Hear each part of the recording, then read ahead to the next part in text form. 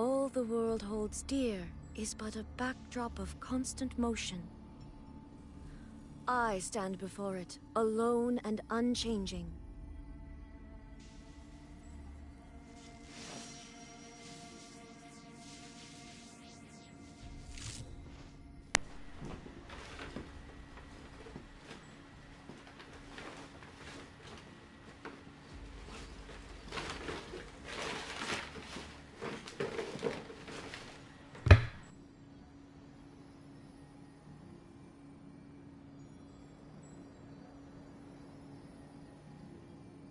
Inactivity serves no purpose whatsoever.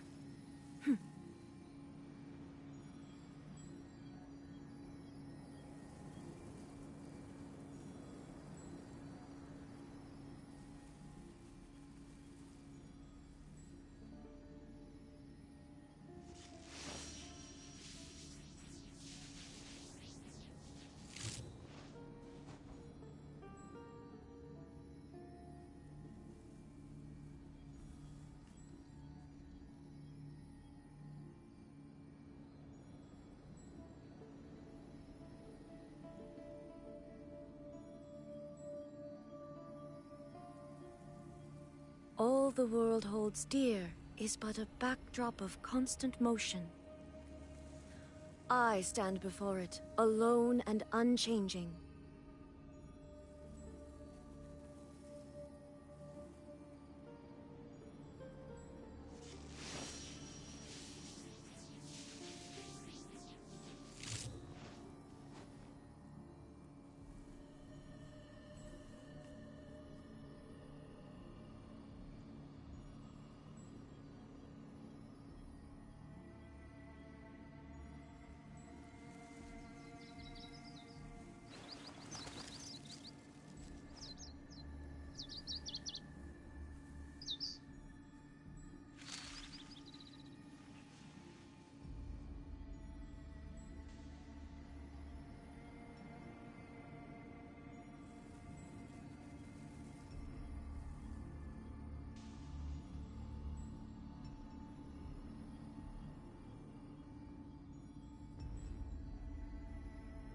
Inactivity serves no purpose whatsoever.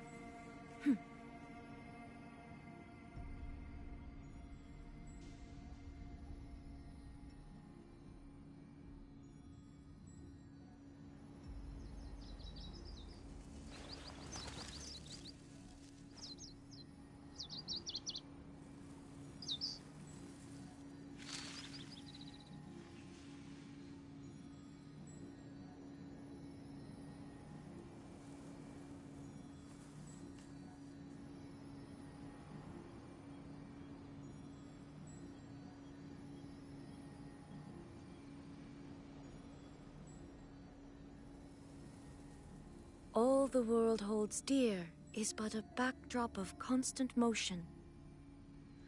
I stand before it, alone and unchanging.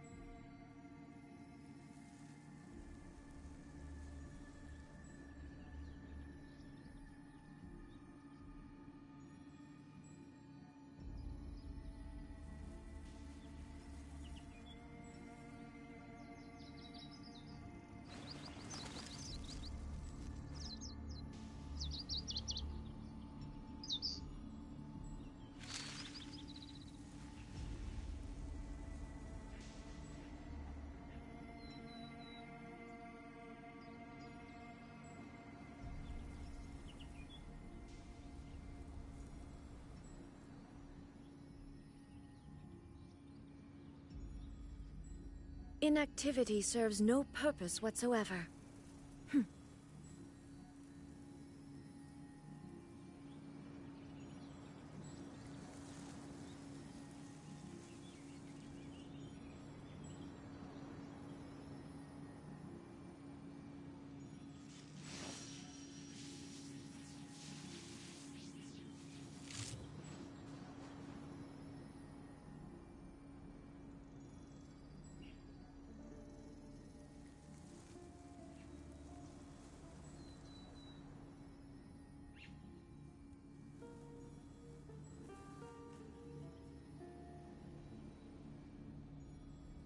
The world remains constant over the centuries, but human life is like the dew at dawn, or a bubble rising through water.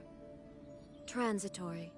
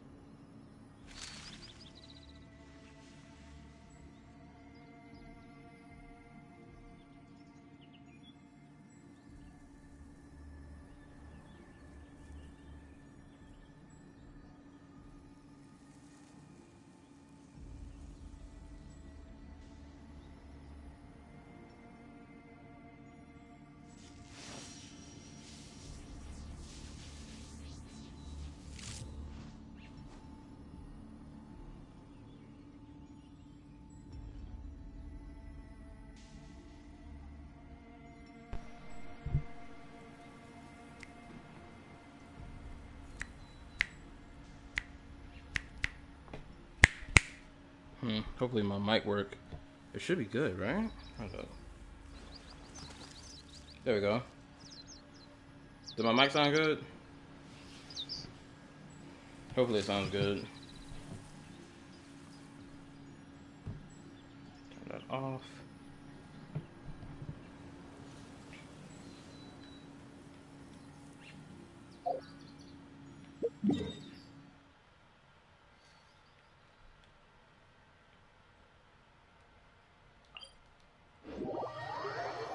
I know you sound faint. Well, you're weak. So you sound right. I'm gonna take that as my mic sounds good then.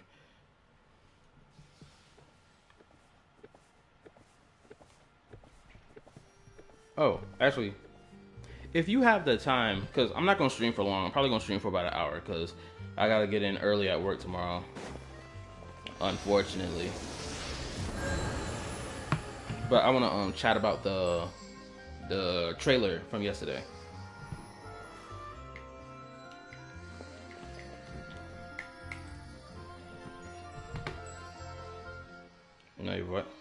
Now your voice volume low? Wait, how my voice volume low?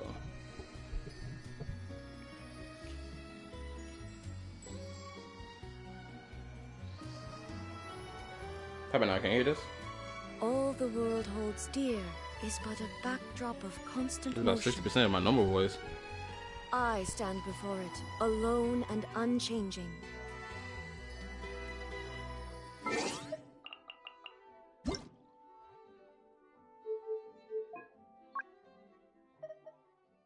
Paimon coming in! Paimon coming in! Is this level okay? Can you hear Paimon? Paimon coming in! Paimon coming in! Is this level okay? Can you hear Paimon?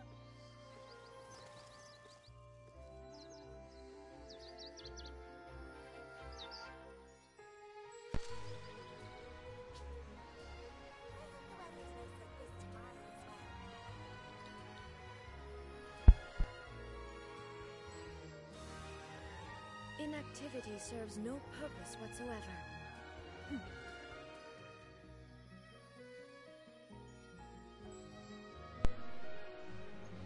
My bad. Okay. Hopefully I done fixed it now. My freaking cord that's plugged into my mic keeps effing up. Or it keeps sliding out the socket. I don't understand why this cord is even designed like this. If it's meant to plug into the socket, why the hell can it even slip out? Hopefully my voice sounds at a better volume.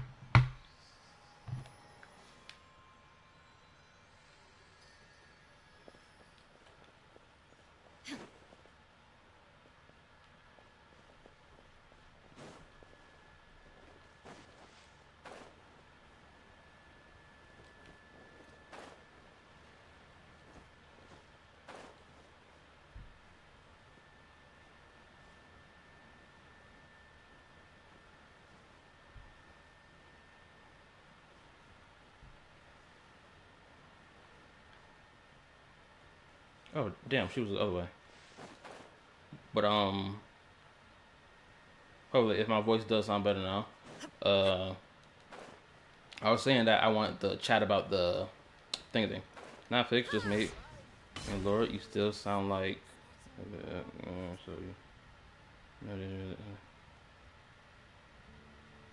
Okay, whatever. But anyway, yeah, I wanted to just chat about the teaser trailer. All the world holds dear. That's if you got time to chat about it in the voice call. I stand before it, alone and unchanging.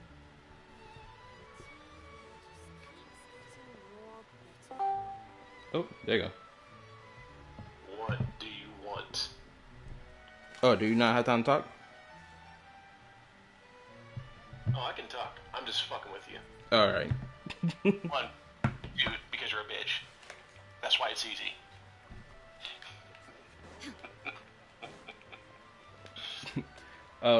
But anyway, so what you thought of the teaser?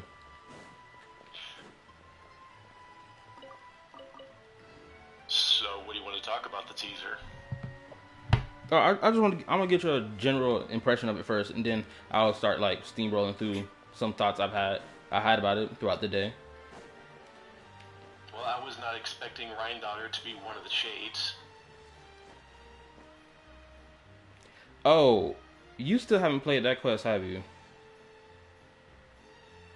You talking about the 2 story quests, the interlude? Yeah, because it's not voiced, so I haven't played anything, so I did not expect Rheindotter to be a shade.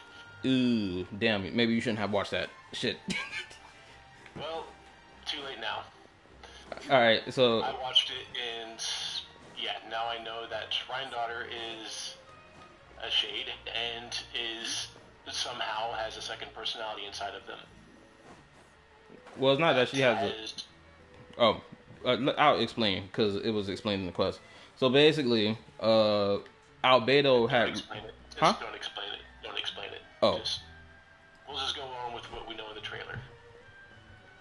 Alright, just so that you, whenever it becomes voiced, you will be able to experience it for yourself. So, I think it's really interesting that Asmodee is the one that's missing. And the way they talked about her was like she done found a new master, which people... Yeah, she betrayed them. But the question is like, why is interesting, and who did she betray them for? The Heavenly Principles. They said she likes her new masters better, so I'm assuming her new masters are the Heavenly Principles. But that wouldn't make sense The because shades are only bound by the rules the Heavenly Principles make, does not mean they're allied with them. I don't know if I necessarily agree with that, especially with the stuff we've been told. Well, what we've learned about the shades through like different lore bits, because it sounds like they are have allegiance to the Heavenly Principles. So what? Allegiance to the rules. The rule. Notice that they focused on the rules. They're bound by the rules. I think that is one of the things you have to take into consideration. Yeah, they're bound by the rules in terms of what they can and cannot do. But in terms of who their allegiance is towards, it's clearly towards the Heavenly Principles. That's what I'm saying. I don't think so. Because think about it this way, like, look at, so we know, I mean, it's been known for a long time that Rheindotter created Albedo. What did Rheindotter tell Albedo before she disappeared? Pretty sure And it was then who is Rheindotter a part of? she told him to find the truth of the world. Truth of this world. There we go. Yes, and then, and she is part of what ominous group? The sinners. Well, that's a different thing, but she's also part of the Hexen Circle. Oh yeah, them too. The Hexen Circle, they play within the rules. They are not loyal to the gods. Take Alice for example. She's part of the Hexen Circle. Oh, I see where you're running with this logic with, because I was sitting here confused on why you kept saying the Shades aren't loyal to, because you're going off of the Rheindotter bit. Okay, so now I understand why you going through this. No, not just the Rheindotter bit. Think of Renova. She doesn't really care for the gods either, but she did curse them on their behalf. Because think of it this way: the enemy, like what is a common saying? The enemy of my enemy is my friend. So if you have two people that despise each other, will they still work together to achieve a similar goal if they're both selfish enough? Yes. So don't mistake their willingness to work with each other over loyalty. Being bound by certain rules is a restriction that they cannot go beyond. That's what makes the Traveler so unique, is they're not bound by these rules. Okay, for the individual that you're referring to, are you referring to Rheindotter and the Shades in this conversation about, working together? Rheindotter is the best example of saying that they're not necessarily loyal to the heavenly principles. Because you have to remember, the Shades are moving and they're trying not to wake up the heavenly principles. You have to keep that in mind. They don't actually... They move around, so they're trying not to wake up the heavenly principles. And Renova, how many times have you heard they say that she keeps acting outside of the will of the gods, but she doesn't break the rules? That's why whenever our homeboy, that's now who has become the Lich King, is sitting there as a complete paradox of Renova of. She had to break one rule or another. That's how he's now the fucking Lich King. And so Renova was forced to break a rule, but she either broke one rule or another. And so now he sits on the frozen throne. I like calling him the Lich King, Jesus. Oh, my bad. My bad. Let me say this. Yo, what's up, Jesus? How you been, bro? But okay, I understand where your line of logic is going, but I don't necessarily agree with the idea that the Shades, as the individuals, at least the ones we saw in the trailer, are not loyal to the Heavenly Principles in particular, because we know that they are, the Heavenly Principles is Fane's, the primordial one, the one who made the rules and all the other stuff. I can accept if you say you don't agree with it, but you can't deny that they are, like, you can't deny the fact that they are bound by the rules, not to them. They can be, you can not agree the fact that they're against them. I don't think they're necessarily against them. I think they're more for themselves, with the exception of Rheindotter and Renova. I think those two are... I think Rheindotter is actively against the gods. I think Renova is mainly for herself. Personally, I didn't get that impression from Renova, from how she was acting in the trailer. I got the impression that she was like, yo, where homegirl at? She done found a new master, and apparently she must not love herself if she's with that new master. And not with... No, oh, hold up. My dog scratched at my door. She doesn't have allegiance to the Shades. She has, instead of being with the Shades, because they're all acting outside the will of gods, she is more of... in their favor, like she's acting on their behalf. Because remember, where did we meet the god god of time. Where did we meet her? I don't think we actually ever met her personally anywhere. We met her in Celestia. So while they were sleeping, she was somehow there, probably defending them. Hold up. Before you can do that, let me handle my dog real quick. She separated the twins. You meant to say the god. You meant to say the god of space is the one that was doing that, not the god of time. Did I say time? I meant space. Oh, before we continue, give me a second. I gotta handle my dog. The unknown god. Yeah, we met her, and then you have to remember, while the gods were sleeping, she was still defending their little home. Here, get up here, bye. My bad, I'm dealing with my dog. He over here at my door scratching it. Alright. Back to the convo. But okay, hold on.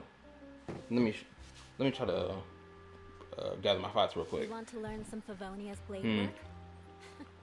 All right then. Damn, I can't really talk about Ryan Daughter the way I want to talk about her without spoiling info from that quest.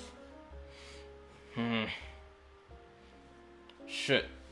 Yeah, that second half of Ryan Daughter I know nothing about, so more speed. I don't know why Ryan Daughter has a second half. You'll know when you play the quest. If you got to play it in Japanese, you might as well just go ahead and do that.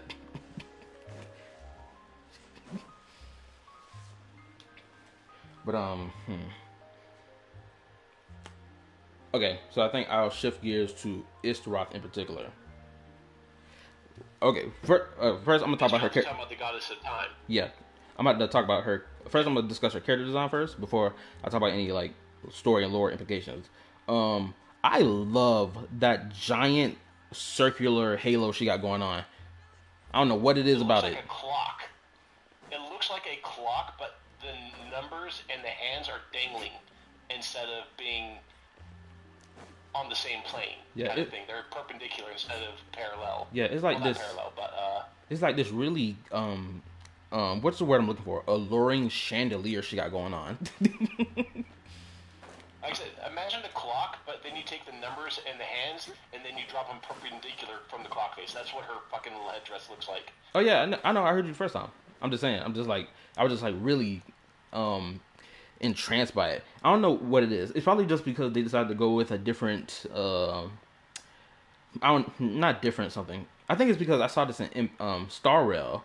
There was a boss called the Eye of Twilight, the freaking fire / Thunderbird, the Titan god that had like this halo on its back.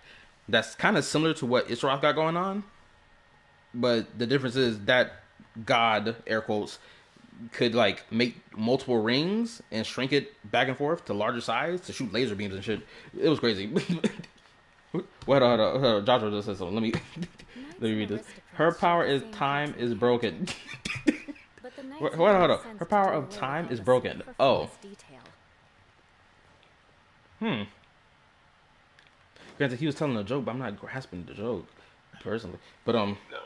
What I am more intrigued about how Istaroth she seems to be the stronger of the four, or three, I guess, because she was the only one that was aware of Piero, and the fact that Piero even caught Renova off guard, that's fucking nuts. That is some pure fucking hatred, and she's completely underestimating his fucking hatred of her. That's valid, because even when she was wondering who was looking at her, I didn't know who was going to be the person staring at her. Honestly, it could have been anybody. Yeah, and being the fucking leader of the Harbingers, like holy shit. The meme mug was crazy. Zero. Holy shit. And now I'm sitting here wondering, is he the only individual that has? Well, of course he's not the only individual who probably has the ability to see and pierce beyond the veil to see the gods of their world. Honestly, I'm gonna start labeling the shades as the true gods of the world. I can't no longer label archons as the gods of the world anymore. He's gonna The start throwing me Archons fucking are off. still gods, they're just not as powerful as the Shades. I get all that, but just like, Okay, if I come over and I crush your nuts with a fucking bat, and then I come over and then I crush your nuts with a fucking shotgun, are you gonna say that either one of them, like, one really didn't crush your nuts because the shotgun did it so much more? No, a god is still a god, just one's just a more powerful god. Either way, your nuts are fucking blasted off. true, I get all that. I'm just saying, it's clear as day to me that I'm just gonna have to start referring to one as these true gods, because we already know who the true god of the world is anyway. When it comes down to Genshin Impact, the king himself. Well, no. More speed. Oh, really? Everyone's character is going to become a god except for yours. Oh no, I'm not referring to myself when I said that. Obviously. Oh snap! I put this in my community post as well. Hold up. I But you made. know what I thought was completely nuts, though? Oh, hit me with it. At the very end of the trailer, did you see who Oh. they revealed? Yeah, Columbina in the Sea of Flowers. Dude, every Columbina simp is going to be coming out of the woodworks with that one. Yeah. And so she is apparently going to be playing a very massive role in Not Cry. And now, potentially, they probably revealed to us the location of where the Sea of Flowers is, which is probably in Not Cry. Which, if it's in Not Cry, that'd be great. I don't think that's Not Cry. I think she's in another dimension. But that wouldn't be too out of the realm of possibility, because there's freaking pocket dimensions all across Genshin Impact. But now I'm curious to know, how exactly did she get Did there? you notice that? Alright, so, okay. Whenever Arlecchino, like, when she does her, like, when you see Arlecchino, even on pause, what does Arlecchino do? She glitches. She glitches. Alright, why? Because she's part of two worlds. What was Columbina doing when they were revealing her? Glitching, obviously. She was glitching. I think she's incredibly powerful, and I think she is going to be like Arla is of the Crimson Moon. I bet you Columbina is of one of the other moons, and that's why she's not Cry. Shoot, I'd go ahead and wager that. It's not even a bet. It's a guarantee. But that's just me. Cause it feels like, thing, yeah. Though, is that we've confirmed that two of the Moon Sisters are dead. We have confirmed two of them are dead. The third one is unknown. I think she's the one that's still asleep. Right now, the bet is that Paimon's the third sister, and I swear to God, if it is, well, now that they fired the voice actress, I won't be too disappointed anymore, but still kind of disappointed. I think if she does end up being the third moon, my first thought is it would be a little cute that she's the third moon, because like her sisters, well, if we think about the Moon Sisters, the other two sisters probably were taller than her, and she was like the really baby sister of the group. Or she's reborn. I would say that she was always that small. I would think that she is reborn as Paimon if she ends up being a Moon Sister. I bet you she just she was born into this world as a new form because she was slumbering and she had to find a way to break the cycle. That would be a theory, but I'm not willing to bet on that theory. Ooh, hold up. Let me throw you an idea I had today when I was thinking about it. I had this thought because people have been okay, hold up. Let me correct myself.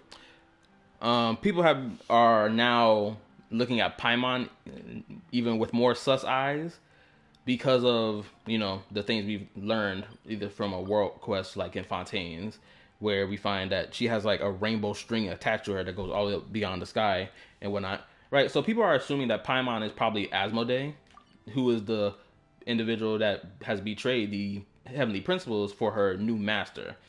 Granted, the wording that Renova uses to describe that whole ordeal sounds like it doesn't sound like it makes sense for Paimon. Because why would Paimon not love herself? We know that girl freaking loves herself top to bottom just as much as she loved the Traveler. So I don't know if that fits her description. But my idea that I had today was potentially, what if Paimon is the child of the primordial one? Because there is no one else that wears a damn crown among these shades. Obviously, naturally, they're not supposed to have it. Well, I'm not gonna count Ishirov's halo as a crown, but there's no doubt she is of Celestia. There is no doubt of that, because look at the nails throughout Teyvat, and look at the structure in Teyvat on the intro screen before you start up the game. Paimon is dressed exactly like the goddamn furniture. Mm-hmm. Absolutely. And you notice something else that was rather unique? What? Look on how Paimon wears her crown and how the Goddess of Time wears hers. The Goddess of Time wears hers. Well, they both wear it the same way, actually. As I'm saying, floating above her head, just like how Paimon does. Are you implying that? Well, I'm going to assume. Are you implying that Paimon is related to Ishiroth, like by any way? No, I wouldn't say she's related, but I'm saying the power is very similar.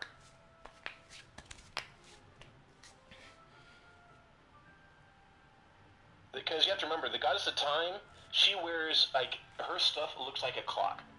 Paimon, her stuff looks more like Celestia's architecture. The only thing, though, is that her crown looks more like a dragon, as if she is one of the four winds. For a long time, I thought she was one of the four winds because of that little thing that she has on her crown. Because it kind of looks like a Dvalin. So, for a long time, I thought of that until we got to Dragonspine. And then when we got to Dragonspine, when I saw the nail, I was like, Paimon looks like the fucking nail.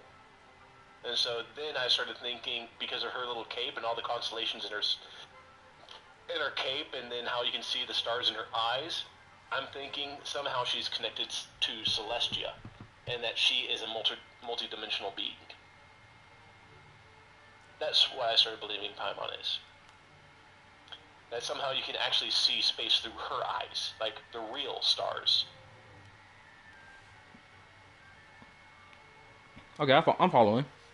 Granted, I think I'm going to run with the assumption I made a little earlier about what I thought you were meaning. Because as right now, I got the screen frozen. Time is it? Oh my god, never mind. I'm wrong. I can't even say time is frozen because the NPCs in the background are still moving. Because the mountains in the background. Yeah. What? Yeah, so it's like... Yeah, a lot of people made that distinction. I just never went with it. I think Paimon, her powers are not relegated to a single one. I think she dabbles into a lot of different powers. But I think that's because I'm starting to fall in line that she might be related to the goddesses of the moon somehow. Only because of all the constellations that are in her cape, and then her eyes are starry. And then, like I said, she's built like a celestial nail. And if Karina was still voicing her, I would say someone hit that celestial nail with the biggest fucking hammer they had. Oh, y'all can let me know if the chat is freaking or the stream messed up. The man hammer from Hoyo. I was so happy with it. Dude, do you know how much money I spent celebrating Paimon getting recasted? I spent so much money. I gave so many primos to a lot of people in celebration of Paimon getting recast. I just want to say how happy I am about that. About the recast, not me overly spending. Well, obviously, I know which one you're referring to. But, granted, some of that could have came my way, though, but it is what it is. Hey, continue. What else do I want to yap about? See, I would have gone your way, but you hadn't logged in over 14 days, so you didn't make my cutoff time. Oh, I see. Ain't that a damn shame? Jesus got the same thing. He hadn't logged on a long time, so he didn't get, and it was a chance. So even if you were in it, you weren't like in the pool. You weren't even guaranteed to get it. But it made the pool of people available to get the reward very, very limited. Damn. So you had a high chance of winning had you actually been active on the game. I can tell you're never active because your resin is still capped at 200 and it's not getting any more. You rarely play. And then when you do, like when you are online, I don't think you're doing anything. You just leave the game on and you go pass out because I've seen you logged on for 8 hours straight, and I doubt you're playing that entire time. Oh, Especially I can easily explain that. 607 prefix and you're still AR-59. 607. AR-60 like 2 years ago. Wait, what prefix are you referring to? What? Your UID, oh, your okay. prefix 607 means that you started within the first week of the game coming out. That's like 607 is around like that's like day 4 of the game being out. Oh, okay. Oh, now if you want to know what I do for the quote unquote 8 hours, I usually play for not usually. Hold up. Recently, I got back into playing the game. I would play for about 4 hours. Then when my resin, drains away, because I can't really do nothing after that, I just go around, collecting chests. Like, I think it was, last week I ran around the Dragon City? Hold up, give me a second. Cause what level was I at in my Dragon City? In the volcano in particular, obviously. Give me a second. How do I... Oh, hold up. What level was this thing at? Dragon City is north. Yeah, there we go. It was like, north. what? My percentage was like, what, 63 last time I looked at it? And then I started running around trying to find as many chests as possible. I did find as many chests as possible. I think I may have solved every puzzle that's down here. Oh, no, that's not true. There's a puzzle in the ground over here somewhere. About right here somewhere? Yeah, about right over here. Let me... Ah, crap. I landed on top of it. But anyway, yeah, it was some fire puzzle. I didn't know how to solve it because I didn't know how it wanted me to light it. So I just left it alone. And then I kept running around, trying to get as many of the oculi that was around. But yeah. Which, I'm so close to freaking finishing, exploring the area, which is good. And then I know I got a whole bunch of other world quests I want to do. Shit, and there was a quest in Star Rail that I want to do. But I decided I was going to save that for another time. Oh shit, I don't have my headphones on. Last time I was playing, which, pretty sure, was I playing yesterday? No, I don't think I was playing Genshin yesterday.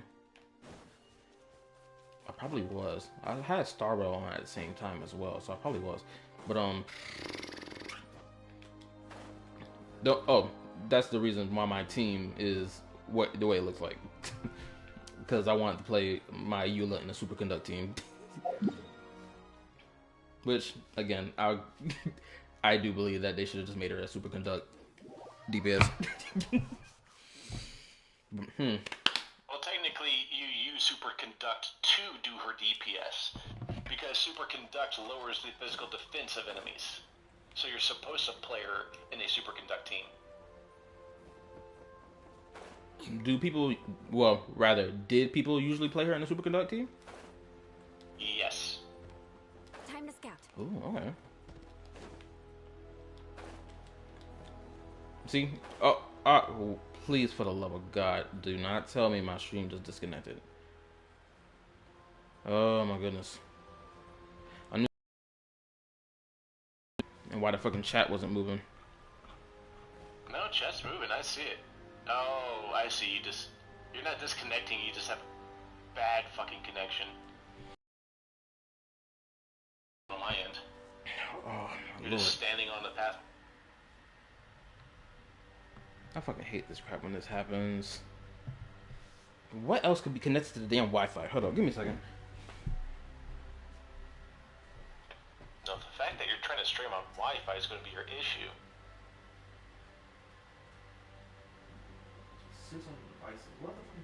You don't seem to understand how much packet loss you get on Wi-Fi.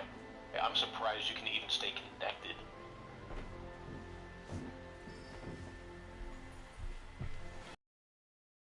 My screen, hopefully. This damn thing just reconnects. Oh my goodness. I may have to just close my laptop. Ping is through the roof. And there we go, because fucking shit, You want everything to learn connected to some the damn thing. Favonia's blade work? I'm gonna close my laptop just so Alright this then, thing can I'll disconnect. teach you. What else could we Oh, yes. possibly connect to? I'll Is it the teach you TV? all right. Well, obviously Mark the TV got to my stay connected because it's connected to the Wi-Fi as well. Give me one moment. I'll be right back. For anybody who's potentially, possibly still watching the stream, if the stream is even still on right now, give me a moment. Oh, it's still going, but it's showing that you're lagging like crazy.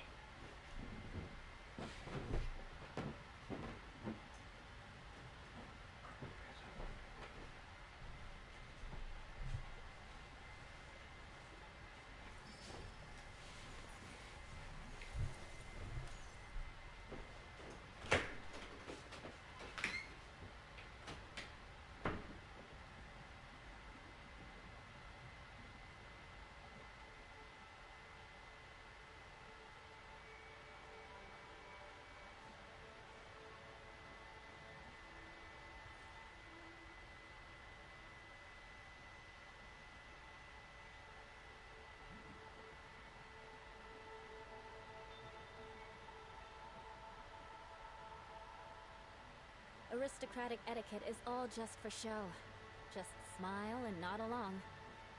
I was forced to learn all of the rules by heart, but even I don't take them that seriously.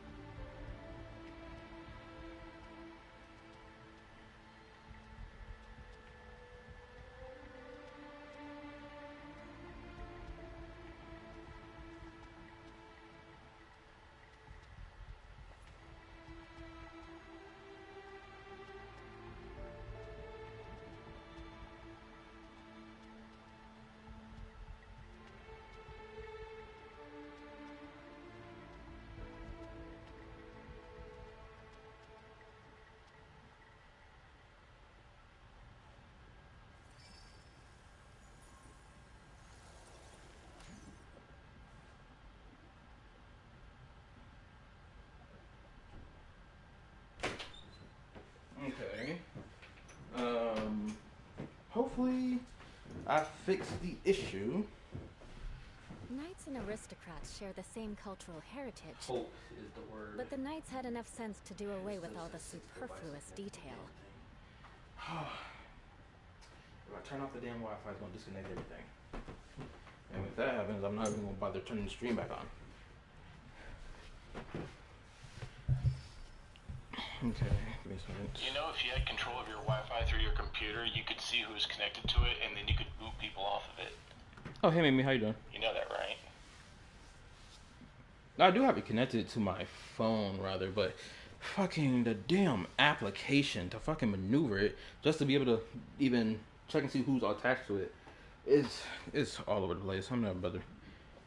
Just thinking about it pisses me off. Anyways, I'm gonna play it for a second now. Oh, Mimi was here briefly. Wait, this thing's at the top chat. Let me fix that. Aristocratic etiquette is all just for show. Okay. Just smile and nod along. Wait a minute, why is this thing telling me there has been 72 messages in this chat? I don't take them that This does not equate to 72 messages. Like, what? Probably my stream probably still effing up. But for anyone watching the stream right now, y'all tell me if the stream doing fine. Except for Trip. It's doing fine. I can see your ping fucking skyrocketing every now and again. But you've been connected this entire time. I think for half of your stream, you're either AFK on Raiden or AFK on Eula. That's true. The last streamer. But what else was interesting about that trailer that I can think about? I think Columbina was a big fucking reveal, showing that she was glitching like Arlecchino, which means that she also has Conrian roots, which probably means that Capitano, Piero, and Columbina, all the top harbingers, are all from Conria.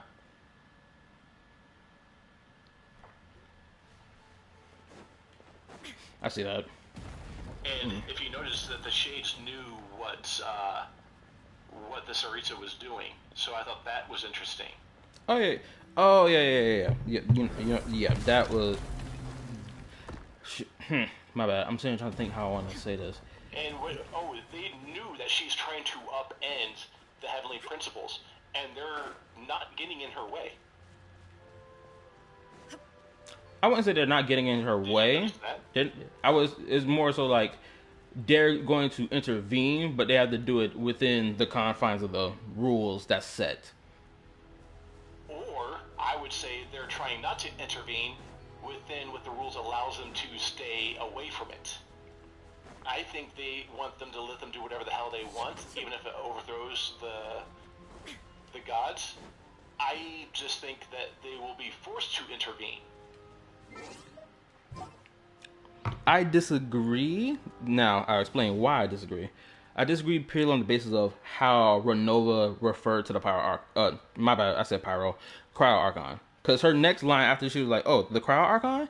Her poultry powers, like, for someone who would want her to succeed, why would she even refer to her as having poultry power? How dare she think she can do anything? Because, alright, it's like, imagine if you come across a 5-year-old. Are you going to call him, like, you are a paltry little being, you cannot overtake me, I'm way stronger than you. They could just look, because you have to remember, these people are rather disconnected. They don't have, like, they're not very emotional. They look at someone and they say, oh, you're weak. Because you have to remember, the gods saw, like, think about Fontaine, and they had the prophecy. And what they say, sometimes the gods have blind spots. They don't see everything, and you can still outsmart them.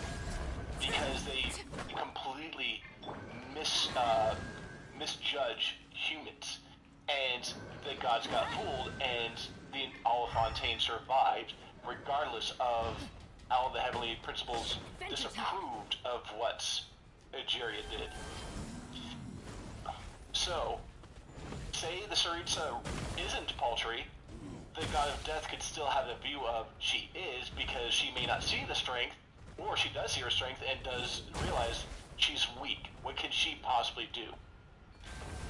You can still be rooting for someone and be like, yeah, they're weak, so they're not going to be able to change anything. You can still have a view that seems to be insulting, but if it's a correct measure of someone, then who are you to say that they're against them? They just know that, oh, you want to rule the world, but you have zero fucking charisma. You ain't going to do shit.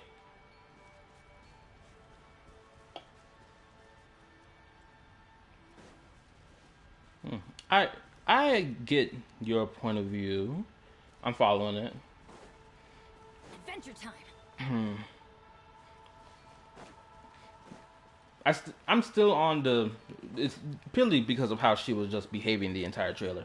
I'm still on this, like, of course, on the side of the idea that Renova, to me at least, she comes off as really loyal to the Heavenly Principles. She comes off to me as indifferent. Adventure time.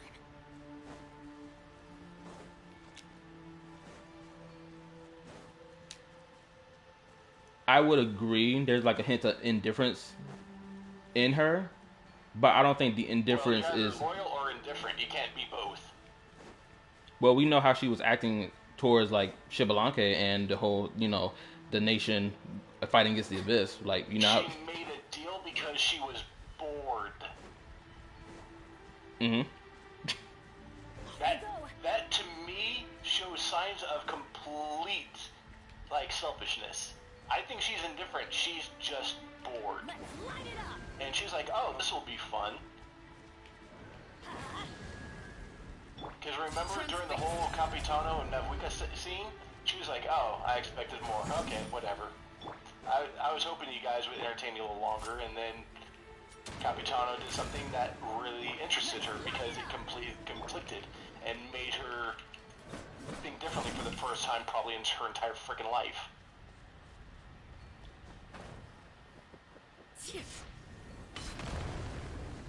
True, since it was the first time anyone actually brought a challenge her way, or could challenge her, more accurate to say.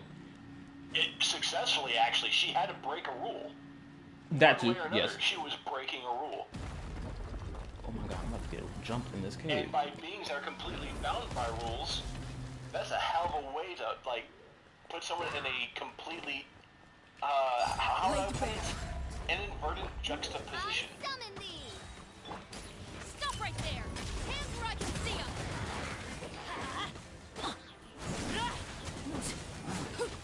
Oh, my bad if I'm not talking. I'm trying to crush this bastard.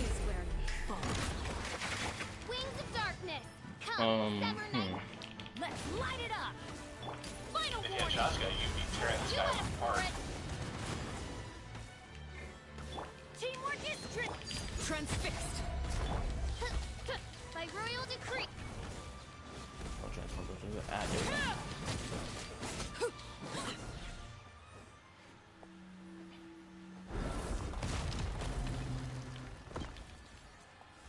Is there another one? It's not half bad, actually. I want to use my skirt steam so bad right now. You better start moving, boy.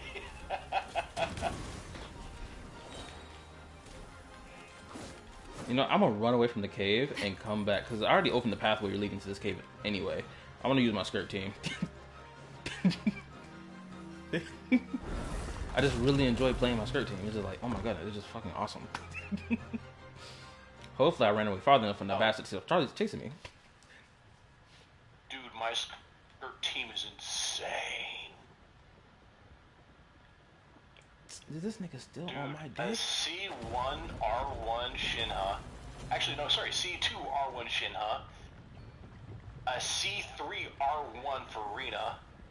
A C1 R1 Esco. And a C2 C0 R1 Skirk.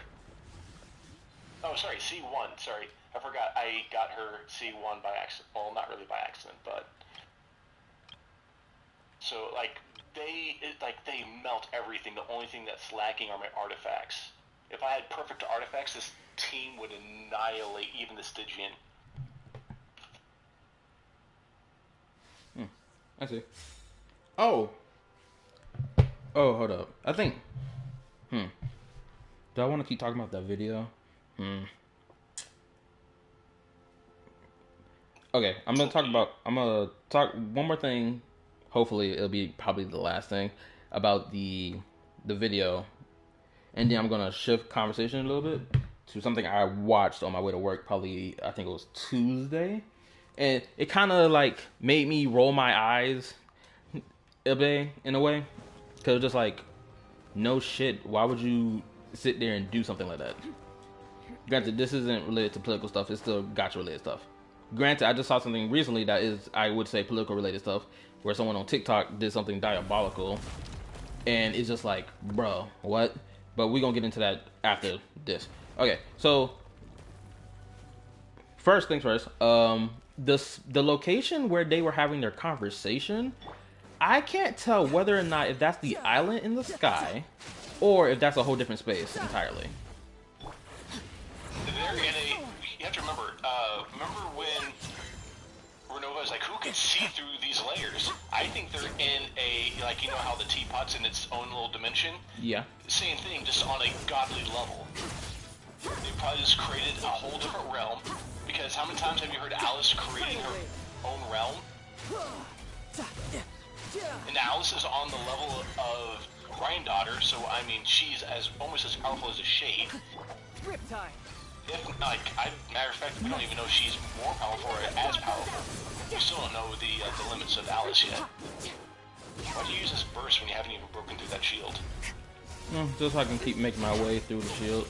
You know what? I should have put Chung Yu on this damn team. Isn't done by damage, it's done by reactions. Yeah, I know it's done by reaction, but I just was trying to chip it away.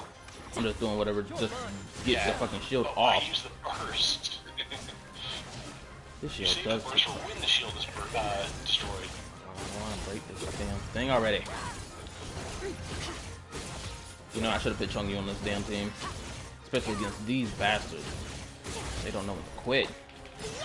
Finally.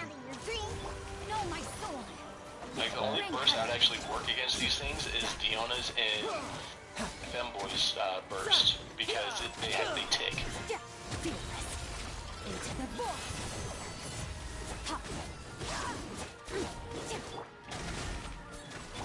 Oh!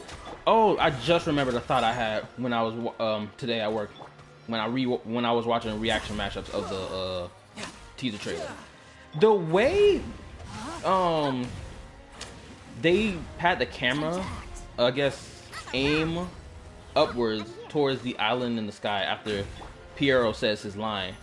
I had this thought: are they going to attempt to bring down the island in the sky?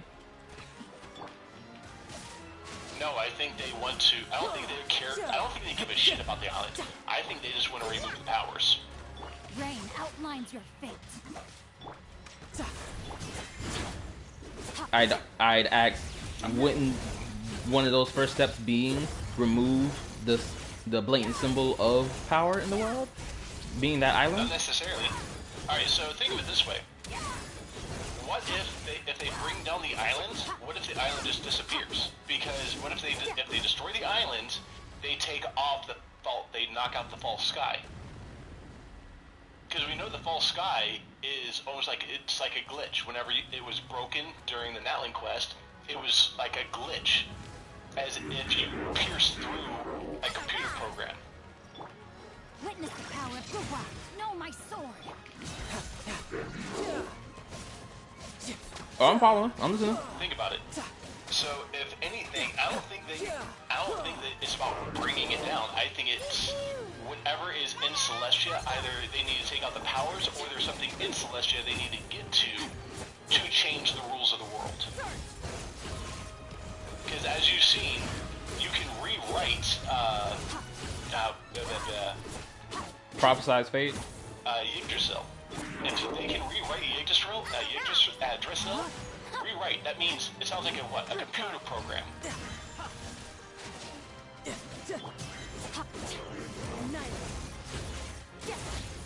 So just think Matrix-esque kind of situation. Shoot, I don't have to even think about the Matrix. Which, I'm gonna say this right now, I didn't really watch the Matrix movies. Did you watch the first one? No, I'm gonna be honest with you, I've never actually watched none of them, like, sat down and watched them. Because I remember as a child just seeing, like, glimpses of it, but I never actually sat down and actually watched it. Damn. Dude, I have seen movies that were like 20 years before me, for crying out loud. Oh, believe me, I've seen some, but just like the Matrix in particular, I just never actually sat down and watched it. Which I really do. I should sit down and watch it just so I can be like, okay, so I can grasp it. Granted, I know it's a whole simulation thing. I think I do remember seeing some fight scenes from it, where it's like them. I guess I think it was what they were falling off of a building. I can't remember the scene in particular, but I do remember a building of them falling off of it. I don't know which movie that was. Just don't even try. Oh, one of them I do remember. I remember seeing a scene where it was these robots that was flying. They look like squid robots or some crap. I don't know. I think that was what, from the third movie. Just stop. Just stop. Come on now, just help me with it, okay? I'm not gonna help you with shit. You're beyond lost. Just don't even try. Just don't even try to figure shit out. Oh, I heard the squiggly thing.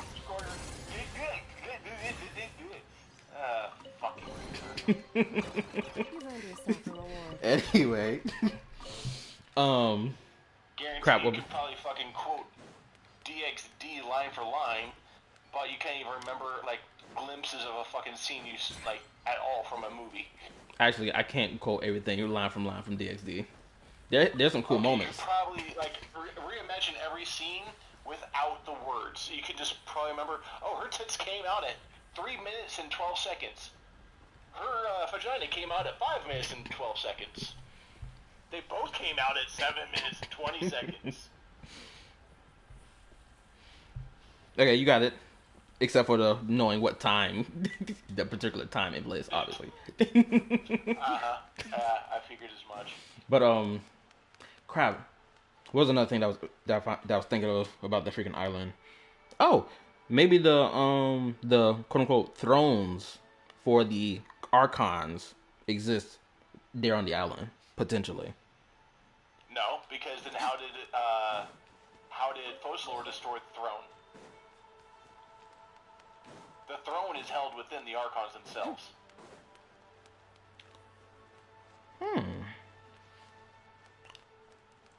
Otherwise, Focalor wouldn't have been able to destroy the Hydra throne.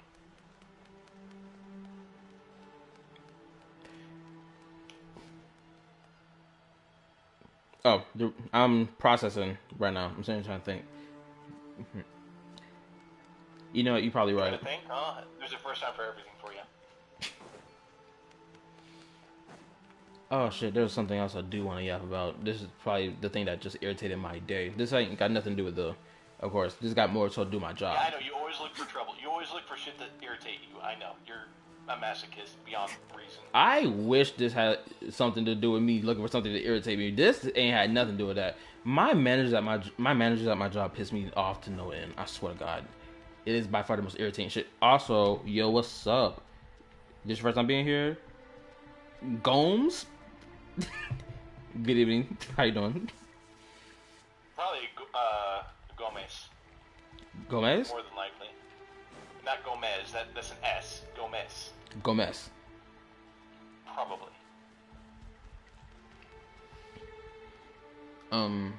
What was it? Okay. I know I was going to shift topic. Okay, what was another thing with the island?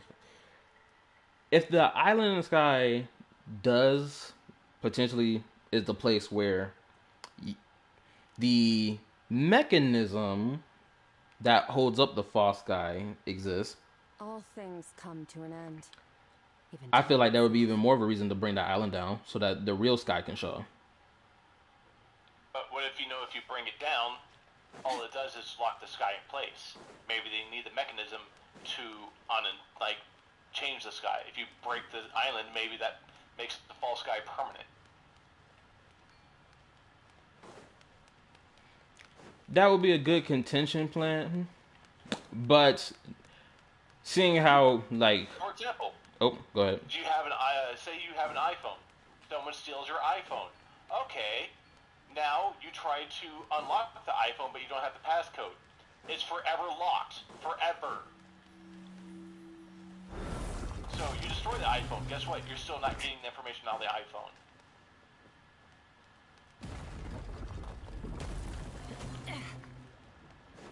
I get that, but I don't think they're gonna do that. Story-wise, I don't think they're gonna do that. Cause then they'll just be like, No, "Oh, go ahead." I'm saying they might be able to do that by destroy, but I don't think they're gonna do something where you can't destroy the freaking island. They're gonna put something in there. I'm just saying that is a possibility. I'm not saying that's what it is. I'm just saying destroying the island. I think you're being short-sighted and you're not thinking dramatically enough. Oh, so I should think more crazy. Remember, this is a story, not a blockbuster film that has to end in an hour and a half. It has to be something that can drag on and can keep the attention of people, although they are losing the attention of a lot of people. But yeah, it's not going to be, oh, let's just destroy the island. No, it's going to be something much more convoluted, something much more interesting. Oh, I'm not saying that the island would probably be the only Go ahead. Oh, I'm not saying the island is probably the end all be all goal, but of course it's probably gonna be something. The island is just one of the many pieces they're gonna quote unquote get rid of. If the island has any importance beyond just sitting up there. Shoot, for all we know, the island could be a damn hologram. That'd be really crazy. Do you remember what the nails do? Do you remember what the nails do? Cleanse. Yeah. Cleanse in a matter of how. Of How do they cleanse? transmutating or the abyss's form. So we know that in the Nahita's Are you second sure story it's quest.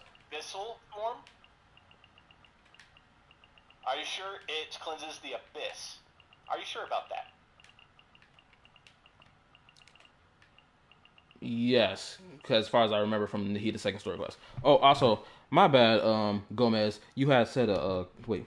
Well, let me read. Hold on, let me get this off first.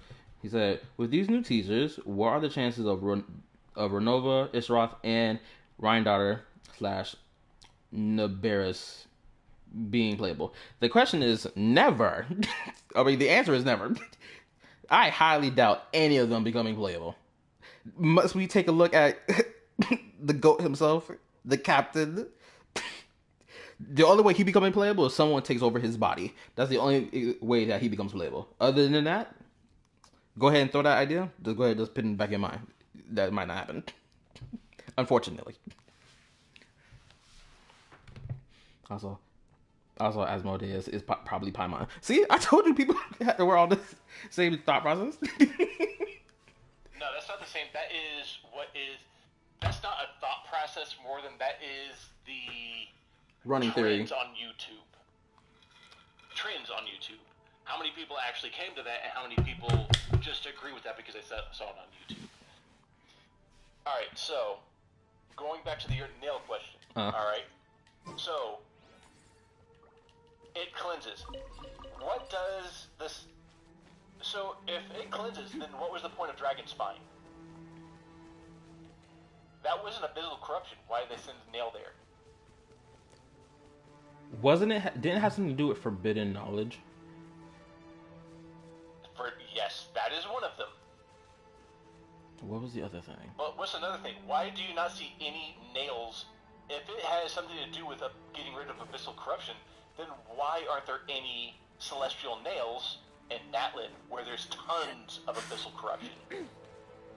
I'd have to sum that up as one, who is the one who's given the role to drop down those nails? Is it the primordial one themselves, or does he let the shades do that? And we don't know the answer to that question, unfortunately. I'd assume that he is the one that personally drops them nails. But since he's sleeping right now, the nails have never been dropped on Natlan. Oh, they haven't been. Oh, no. I never said they weren't dropped on Natlan. I said you don't see them in Natlan. Oh, well, I kind of answered the question. You see a celestial nail in the Night Kingdom, though. You know what? You're right. I forgot about that. Wait a minute. Can I even see that anywhere in game right now? Because I only remember seeing that in that trailer, but I don't remember coming across it in game. Maybe I missed it.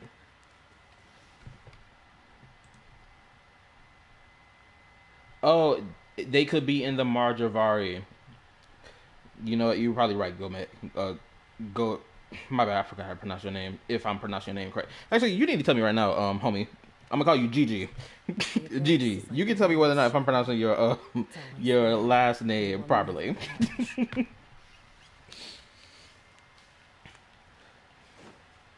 I'm gonna pronounce it as Gomes first. What was the other pronunciation you had said earlier, Trip? I said Gomez. Gomez. Either Gomes, Gomez. Is either one of these two. I could be wrong. I'm hoping this first. Just to bet on myself, I'm hoping the first one is correct. Alright, so let me just kind of clear up now back to the nail thing. Yeah. The reason why I asked you about what do you mean by cleansing, it's said for cleansing, like they do use the word cleansing, but cleansing in the eyes of who? The nails were sent down when they wanted to suppress power or knowledge and keep certain things from being reacted so they could maintain control. So the heavenly principles call it cleansing, and anybody that, if you ask anybody from Conrad, they would call it suppression. So it depends on whose eyes you see it from, they will call it cleansing. you might tell a bacteria, "Oh, I'm cleansing you with this antibiotic." The bacteria say, "You're poisoning me and getting rid of all me and my friends. Fuck you." You starting to get the idea here? Yeah, I get the idea. I'm following. So, Drop your weapon. the celestial nails came from Teyvat. Their power was to suppress. Now, Adventure time. I want to ask you this. Do you think that power actually came from Teyvat, or do you think Teyvat is connected to the actual real world, and that is where they can pull power from to affect Teyvat so they can maintain control? But that's assuming if there is a... And That would... is there a border to Teyvat? And is Teyvat is it isolated from the rest of the world, or does the false sky spread across the entire world, or just part of it? Alright, I'm gonna try to answer it one by one since you hit me with a whole line of questions, so I gotta remember half these questions I was giving. Okay, so for the... I'm gonna answer the one about the firmament. I don't think the firmament only covers one side of the world, because then it'd be like, okay, so you came and conquered this planet, but yet you only made a border for only one side of the planet? That don't really make sense. Why would you do that? So I think the border is on the entire planet as a whole. Okay. Are these Crap, I don't forgot the other questions you don't sit there and threw at me because you was hitting me with back-to-back questions. Shit. Ah. What was the other question? Shit, my bad. I have to ask you again. What was the other question? I said, do you think... Alright. So, the Archons are this like the 7 nations of Teyvat, right? Yes. Yes. So, is there anything outside of Teyvat? Are there other nations? Is Teyvat the entire world or only a portion of it? Do anybody live within this other firmament other than Teyvat, or is Teyvat the only habitable space of the world? What's going on? And if that's the case, if Teyvat really is all the world, then why is the world so small? Is it possible that the world is so small either because you're wrong and it only covers a part of it, or the world itself has been destroyed and you're basically living on a meteor face? Oh, I know what you're running with. Because I remember, it was the theory that I remember Ashikai posed about the world being encapsulated in the firmament, but it's in like this, of course, it's in the shape of an orb, but the orb is still on a planet where the rest of the planet is destroyed, but since you can't see beyond the firmament, it look. Oh my god, I can't remember that theory. Why do you think I came up with that question? Why do you think I came up with that question? Okay. Okay. So during the Archon fight between her, the Mavuika, and the Abyss, when she blew a hole in the firmament, what did you see? broken planet or moon. My bad. Yeah, destruction. But the thing is, though, is that if you can still see the curvature of that, then that means either the firmament isn't covering the whole world, or it is covering the whole world, but everything is destroyed.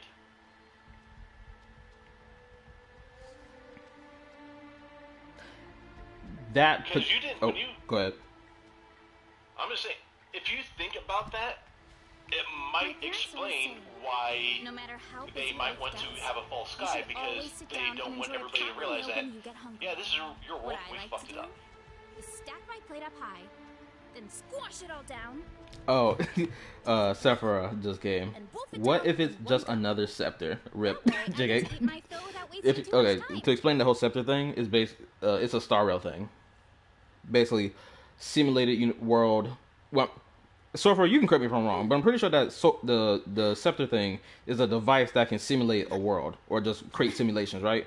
Correct me if I'm wrong. I'm pretty sure that's what that crap is. So basically, he's saying that probably the world of Genshin is in the same case, but I don't think it is.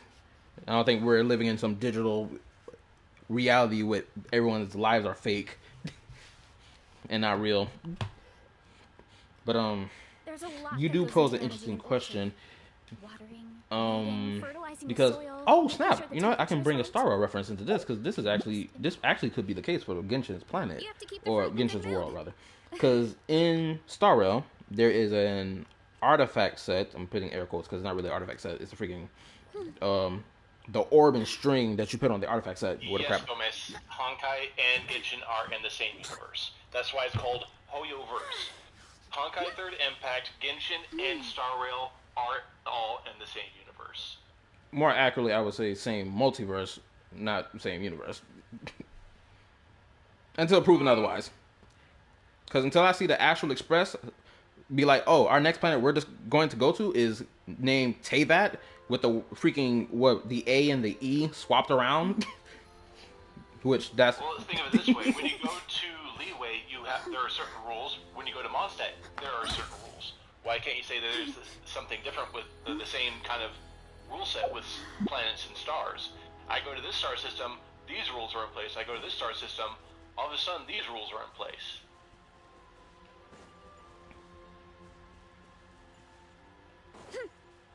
That's valid to say. However, still, we don't have a direct confirmation though. Which is why I'm still...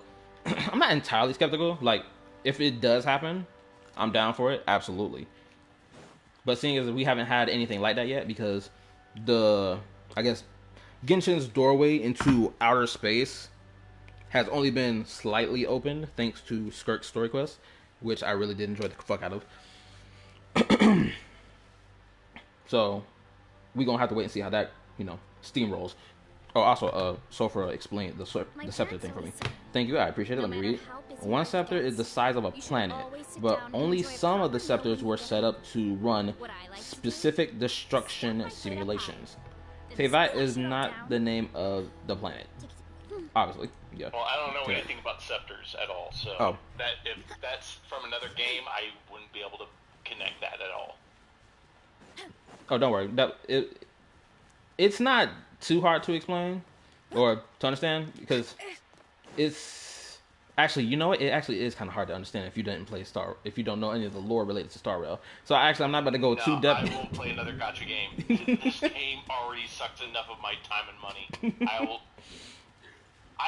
was only suckered into Genshin because all of my friends peer pressured me into it and Mona's ass.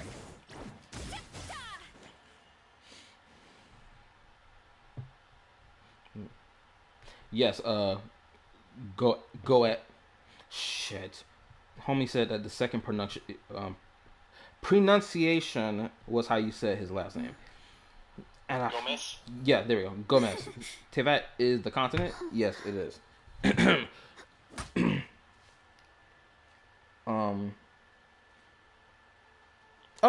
Back to what I was saying about the artifact set in Star Rail.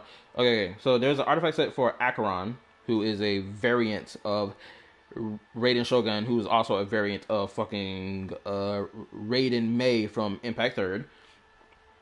She has an artifact set where it basically is her planet that she came from, and her planet is like kind of split in like two halves.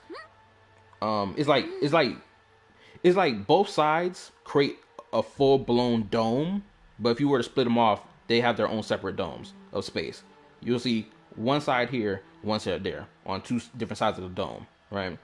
So, if we are to assume that Genshin's planet is like that, via the firmament being set up in the same way, then we have to speculate, obviously, that there is another continent on the other side of the planet that's potentially not covered by the dome. Or if it is covered by the dome, it's a fucking wasteland. That's why I asked the question. Do you think the firmament only covers the entire planet?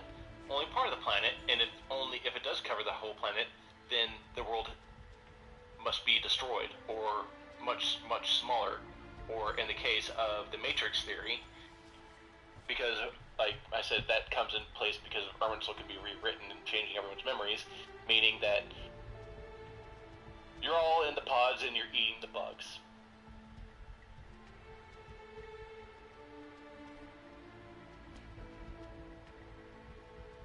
Okay. Oh, I heard you, Magic. This freaking Discord app don't catch my voice when I start talking. Sulfur just brought something to my attention. Sulfur, you can tell me if what you sent at 12:02 is something that's in Star Rail, or this is some dialogue that's from Star Rail. If it is, let me know as quickly as possible. I'm about to read it out loud right now, so you can hear it. Okay, so basically this. Teyvat is the name of the habitable island away from the dark sea, air quotes. I'll find Herta's explanation about them acting as neutrons for the galaxy for Roberto. No, it's not Roberto. Robert the second. Alright, let me read this for you. Teyvat is the name of the habitable land, not island, land away from the dark sea. I'll find Herta's explanation about them acting as neurons for the galaxy for Rupert II to try watching and controlling everything. My apologies. I got bad eyesight. My freaking laptop is not as close to my face. The freaking... Also, it's thundering outside. Shoot, my stream might cut out. My eyes been bad all day. Freaking sweat just been getting in my eye all damn day. I was sweating like a freaking dog. Is the best way I can describe it. Lord wise. Ooh, this is interesting. Goes into managing an orchard. Wait, say that again? Watering, weeding, fertilizing the Dogs don't soil, sweat. making Really? sure the temperature is right. That's why they pant. Important. You have to keep the fruit in a good mood. They get rid of their heat by panting. Oh, I didn't know that. Learn something new every day. Also, let me read real quick. Homie, Gigi, my bad. I keep forgetting your pronunciation of your name. My bad. You knew, so it just flies up my brain. My apologies, Gigi. Lore-wise, are Genshin's gods stronger than Honkai Star Rail's gods? I'm assuming that's what you meant to put at the end of your question. The answer is blatantly no. Until proven otherwise. Or at least the top brass of Genshin's gods are pretty strong. Granted, I don't know how they stack up against the Aeon of Destruction in particular, or any of the other Aeons. Who knows?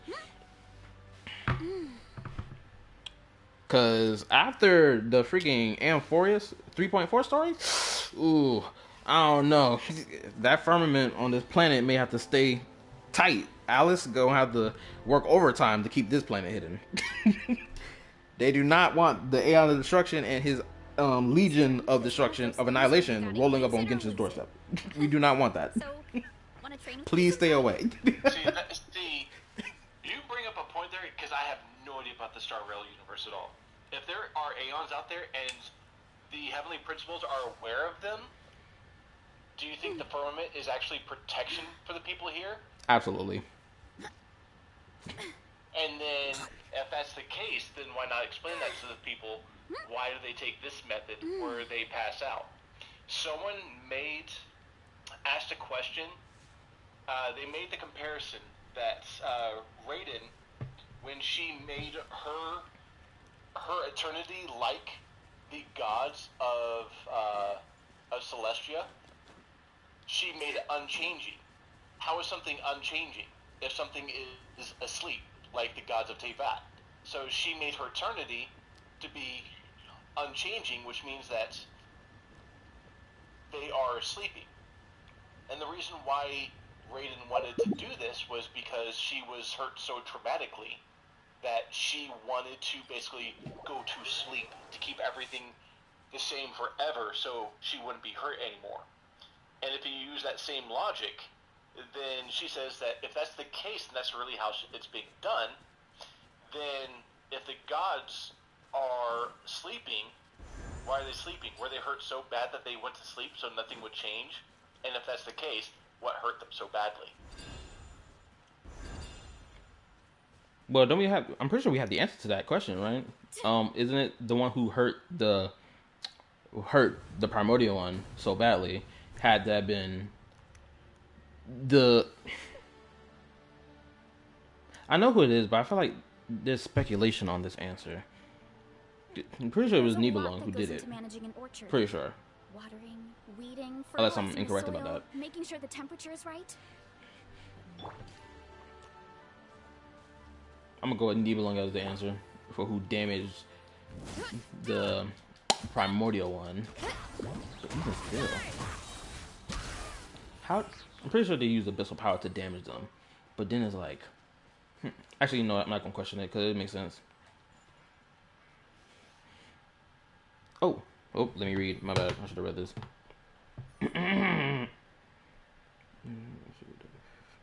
1% of a scepter will rival a fleet. 10% of a scepter will obliterate stars. One scepter will surpass all that we comprehend, and 1,000 scepters will rule the universe. Unknowable domain. I have no idea what that. I'm assuming that is a Star Rail thing. Yeah, it's a Star Rail thing. And your Varese is about to die. Yeah, I know this. I just looked back at the screen after reading. Let's light it up. I'm going in. You know there's a boss You button. asked. I know, but I didn't think them bastards was gonna be running my way so fast. Justice o'clock. Yes, we know you don't really think.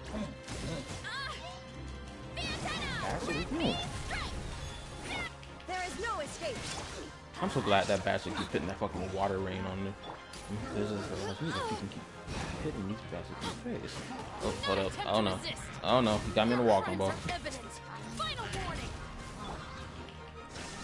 You know, it's funny. I remember when Dendro and water used to heal enemies, and then after they came out with the Dendro element, they changed how Hydro, Justice o'clock. the Hydro shamans act. Because of that, it changed the reaction. Wait, really?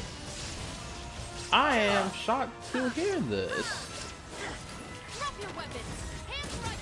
Because I was thinking, the main comment on it, if they don't change the reaction, I think Dendro and Hydro will end up being where you heal your party, but it doesn't. And so now Hydro no longer, when it's combined with Dendro, the enemy, it no longer heals. Justice o'clock. Illusion shattered. We go. You don't fucking die already. Get lost. Damn it. Now you shall perish. Prove that Varese sucks.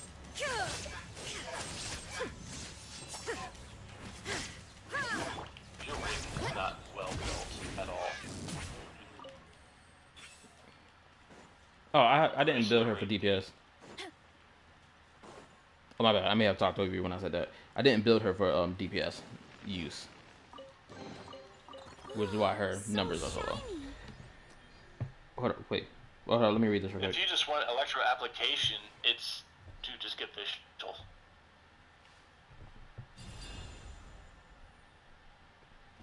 True, but I got fish on my other team though. On my, can I call you reverse overload? I don't know if that. You get the point. I got freaking Arlecchino as the pyro driver for that team, and then Electro the secondary. This one, Electro comes first. Blah blah blah blah blah. You get it. Let me read. In a volcano quest, there was something about the primordial one making this land more habitable for humans, or something like that. Yeah, I'm pretty sure we learned about that in Nahida's second story. Didn't we learn about that in Nahida's second story quest? I'm not tripping. Or did we learn about that in the book of Inkanomina? No matter how busy life gets, you should always sit down and enjoy a proper meal when you get hungry. Have fun.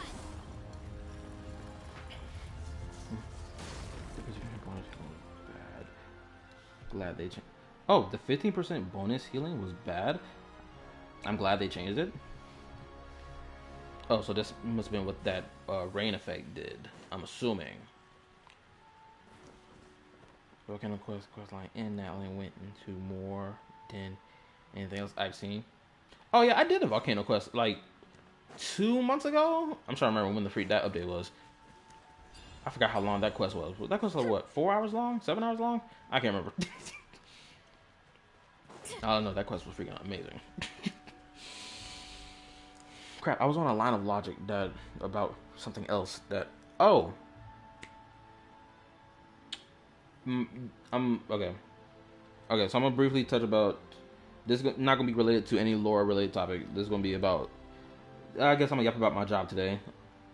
How long have I been streaming for? Crap, I've been streaming for more than an hour now, but that don't matter. I'm gonna get this off my chest before I even think about ending the stream. So just to yap about my personal life. Today at my job, the most the same old complaints I keep getting from my supervisors. It's the same old shit. They want me to go pick items up in a quick, fast succession. For example, I guess, how can I say, lane C was packed with items. I'm talking, it's like 30 items packed into it, right? I came in late by like 10 minutes. They told me, hey, yo, go pull C. Went and pulled C. Mind you, I've been pulling C since I got in, from 9:10 to about, even after my lunch break ended, which was 1 o'clock. Okay, no, that's not true. My lunch break started at 12, then it ended at 1. So I've been pulling C since 9:10 to 12 o'clock, right? Hey, mind you, C keeps filling up with items. On my scanner, I'm sitting here getting the thing down, it keeps filling back up over and over and over again. I don't know if any of y'all ever experienced that when at your jobs or job you work at, where you're supposed to be getting something, reduce the number in said slot or place if you ever worked in a warehouse, but the damn thing keeps filling up. So that's basically what happened to me today.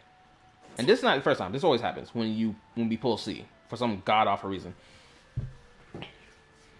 And as I'm getting it down, or as I'm trying to get it down, I am getting hit with accusations from my supervisors or my team leads that apparently I'm just sitting on my phone doing nothing all day.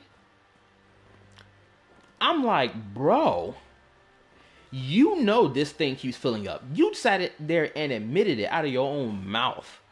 But you got the audacity to sit here and tell me I'm the one just being all sweet and dandy, just doing nothing all day? Are you serious? Then, the most damning thing. Good Lord, the most damning thing ever. What happens is, two of my supervisors, both of them, they went and pulled C themselves. One of them pulled it while I was at lunch. The other one pulled it after I came back from lunch and only got, 6 items out of there before they hopped in. Mind you, these two, they've always flexed about, oh, we can get this down fast. Why do y'all take forever to get this stuff down fast, right? Bro, I was the first person to pull C today. Then it was those two plus this elderly lady that works at my job. At the end of the day, because we're supposed to stop pulling by 5 o'clock, peak game, these niggas couldn't even get C down at all the whole day. As I'm sitting here looking at the scanner, looking at C, it has not moved from where it was at 2 hours ago. I'm just thinking to myself, man, for these niggas to keep yapping about how good they are at getting this stuff down, y'all couldn't get this down, apparently. And G also was packed up to 40 items. I was like, man, for these grown niggas to keep flexing this on me all the time about how fast they can get it done, they can't get it done. I went and pulled B after they told me to pull something else that wasn't C. I got it all down before 5 o'clock. And I'm just looking at these niggas like, bro. Honestly, I was about to say a smart ass comment out my mouth. I swear I was. Cause like, ain't nothing smart coming out of your mouth. Cause like, you can't keep talking all this crazy ish to your employee about XYZ while you're sitting here failing to do the thing that you keep bringing me around the neck about. Does that make any sense? Of course not. Running late again. It's just like, for niggas who keep talking tall, talking big, you end up being the same niggas who end up falling flat. Oh wow, I'm in a new area. I ain't even been in this area before. Wait, something attacking me? Oh, never mind. But that was the only thing that would irritate my day. Other than that, my day was fine. Okay, what was another thing that was worth yapping about? I came across a video today. Or not today. It was actually about 2... You know what? Let me check when I made a comment on that video. Give me a second. Because I made a comment on this video. And then the person responded back to me. Let me find it. Where was it? It was... Bro, how long ago was it? No way it was this long ago. Where the F is that video? Bro, what? Okay, I'm looking way too far back. It's no way that it was that long ago. Okay, here we go. It was a day ago. Shoot. I'm thinking this thing was like last week. Okay. So, a day ago, came across a video by a content creator who, I guess, I don't want to call him a woo-wah content creator, but I feel like that's the most accurate way to describe them. So, they made a video making a comparison between Genshin and woo-wah, and he deemed it as factual comparisons, right? I watched the video. Already, the video started out in bad faith. Really bad faith.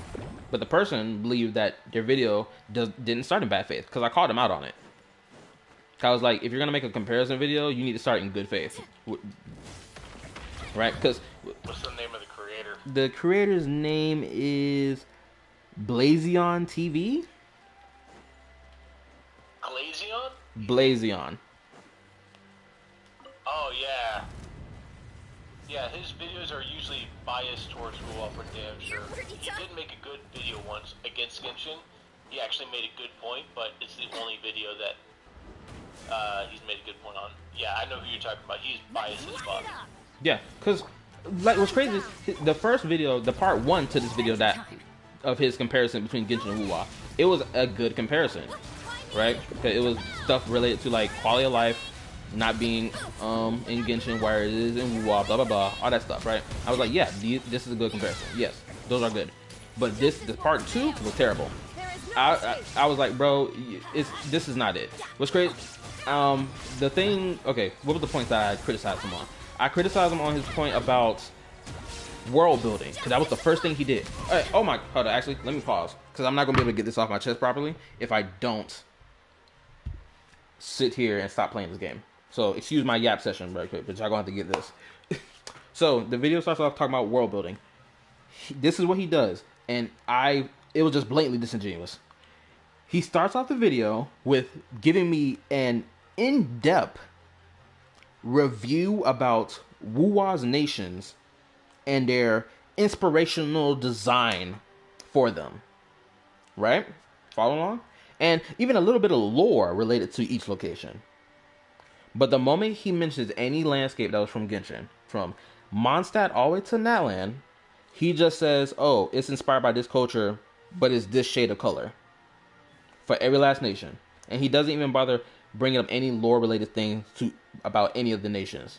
And he just moves on to the next point. I was like, ain't no way you started off your comparison video like this. Your last one was good. This, no. That's not even a fair comparison. It's a terrible comparison.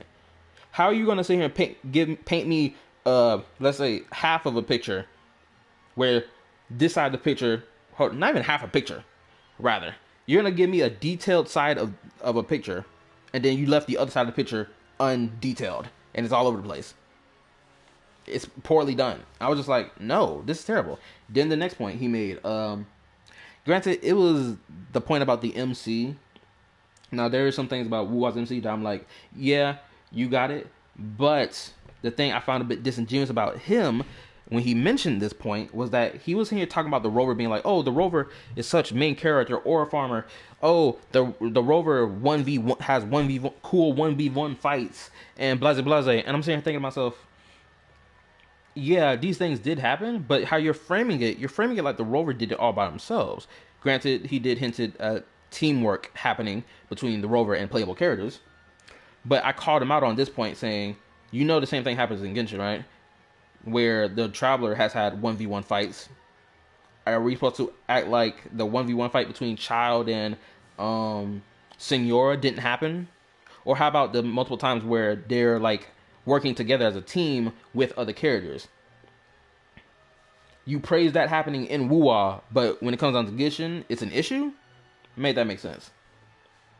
The answer is it doesn't make sense. Storytelling, I ain't gonna lie, he kind of got it a little bit with the storytelling. I'm not gonna even front on that, but hold up, what was? Here's something I've seen. Okay, hit me with it. When it's Genshin versus Wuwa, I have noticed that both sides are freaking, like, they're horrible, but I have seen more animosity come out of the Wuwa community than any other community. Like, Wuwa seems to have the biggest content creators with chips on their shoulder in the Wuwa community. I don't know what the fuck is up with that, but I have been seeing this in my feed. I've seen Genshin, like, yeah, some people just suck off fucking Hoyo, and I don't get it. But the Wuwa community, dude, they're as blind as they come. I have rarely seen anybody say, hey, I want Genshin to do well and Wuwa to do well. Like, you don't see that anywhere. But most people that I talk to are that way. But when you see it on YouTube, you see nothing but a divide. So I'm not sure, I'm assuming that's just the algorithm because rage bait gets everything all the time. But how do I put it this way? Even when I don't go for the clickbait, a lot of what I see as far as like people that get in my feed are just Genshin haters. Like that one content creator that we talked about, like Glazioff, whatever. Absolutely does, like, he glazes over Wuwa. Like, I've seen it. But he does make some good points. Like, I linked you a video. I was like, hey, this guy's onto something. I disagree with 99% of his videos. But I've never played Wuwa, so I can't exactly make the comparison. But when he talks about Genshin, I'm like, it's not entirely correct. But that one video, like, I was like, yeah, he kind of hit home run on this one. Yeah, But yeah, the animosity, like, even it at this point, it is just blatant animosity when you see some of the, because like Glaive Keo, I do not expect Glaive Keo to make a reaction video to that teaser trailer that dropped and be like just complain throughout the whole video, right? I don't expect him to do that. If he does, I'll be shocked.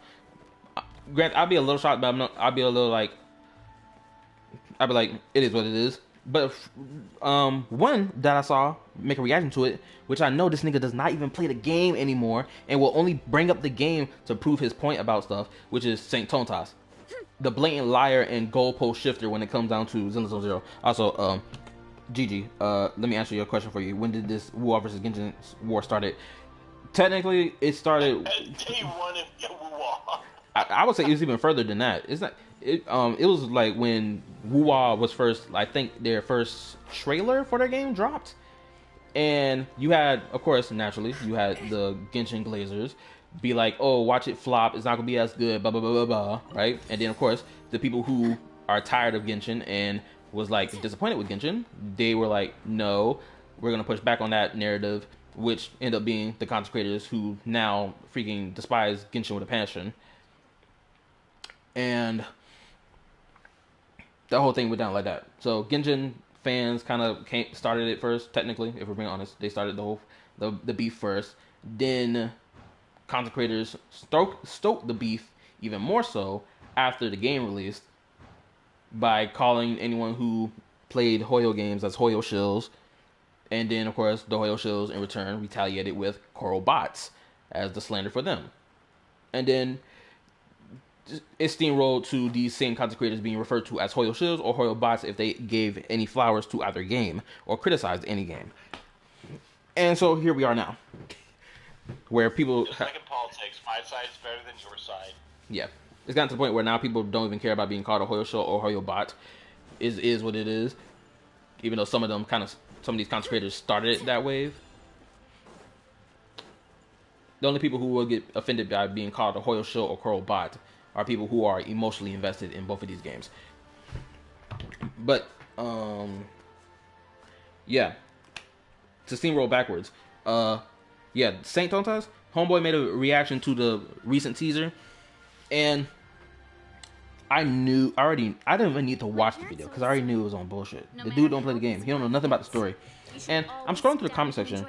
Someone in the section said that Saint has made a video summarizing Genshin's story, and I tried to find that video because I believe that video was made in bad faith. I do, even though I haven't watched it. I have a strong sensation that it was made in bad faith, especially knowing how he goes about criticizing Zenless Zone Zero when it comes down to its game.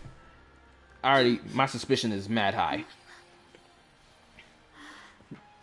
So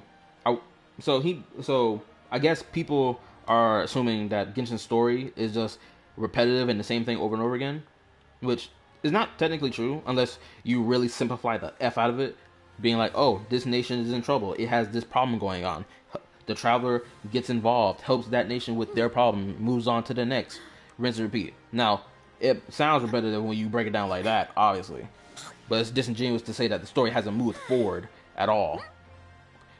I want to ask you this. A lot of people who have an issue with the Genshin storyline being kind of repetitive like that, like, oh, they come here, there's a problem, they solve it. Do they like One Piece? I don't know. You already know where I'm going with this one. Yo, any One Piece fan in my chat right now?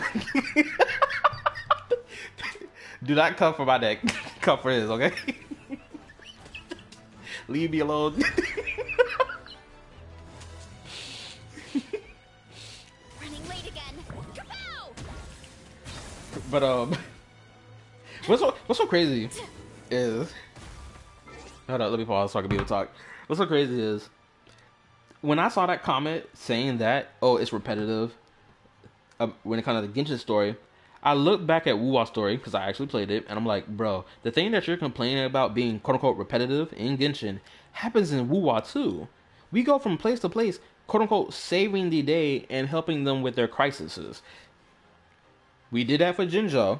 We did it for Mount Firmament. We did it for the Black Shores. We did it for Renacida. In particular, Raguna, the city of Raguna. And we did it for Septimont. Granted, it's questionable whether or not if we save Septimont, because I'm still confused as whether or not Septimont is a freaking simulation. Damn it. Sure, I don't know if half the people even living there is even real. But nonetheless, you get the point.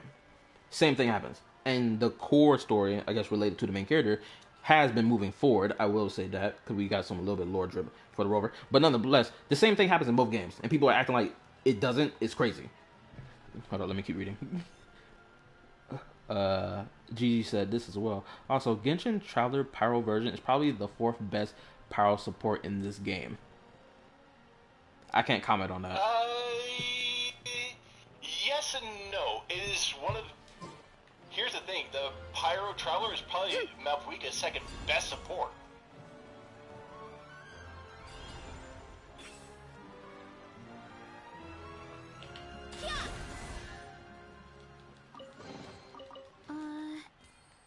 Did that grow out of the ground?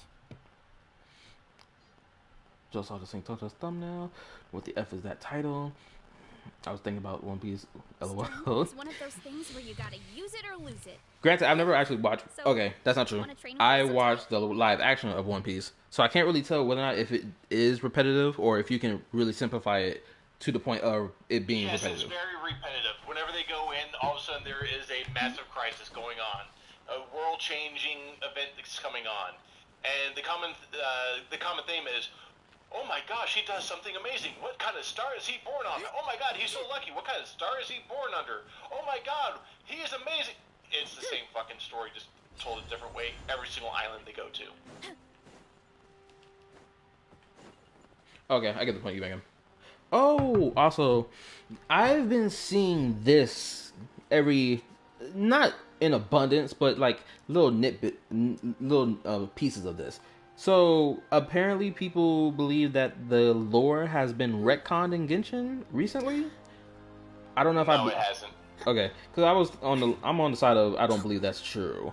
Because for one, people were like the lore was retconned when it was revealed that the traveling twins arrived to this planet on a spaceship. Because people were like, oh, well, back in that first Dainsleif quest, Dainsleif referred to it as a meteorite. Well, obviously, someone who doesn't know what a spaceship looks like is going to think it's a meteorite. Right? Oh, look, this shooting star fell from the sky. It's massive. Oh, actually, it's a spaceship. There's a lot that goes into managing an orchard. Watering, weeding, fertilizing the soil. What was another thing? Oh! Oh my lord. I gotta pause again. It was another comment under this St. Totas video of his reaction to the damn teaser. Someone said this. Hold on. Let me actually... I need to go back to it. And I'm gonna speed run the crap out of that comment. Because it was so stupid. And I'm gonna talk... Okay, shoot. I'm saying it's time about something. This stream is only gonna be an hour long. I might be lying to myself. We might be going till 1 o'clock in the morning. Because I think I got about 2 more things I want to yap about. Or probably 3. But just hang on with me real quick. Just hang on with me real quick. Okay, where was this comment at? 'Cause it was so idiotic. Under this... Where is it? Because someone said something about Genshin's story. It was a really dumb comment. It was a really dumb take. Where is it? Is it under here? It's probably under here.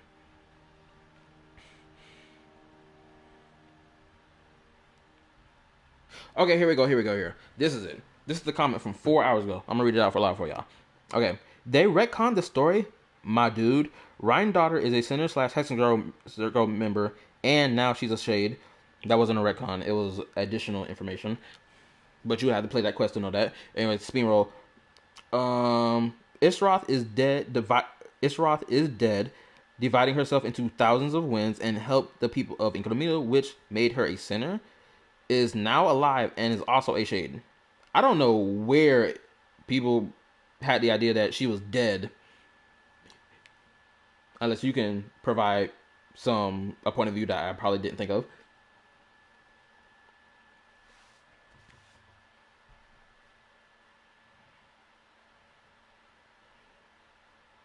Oh, can you hear me?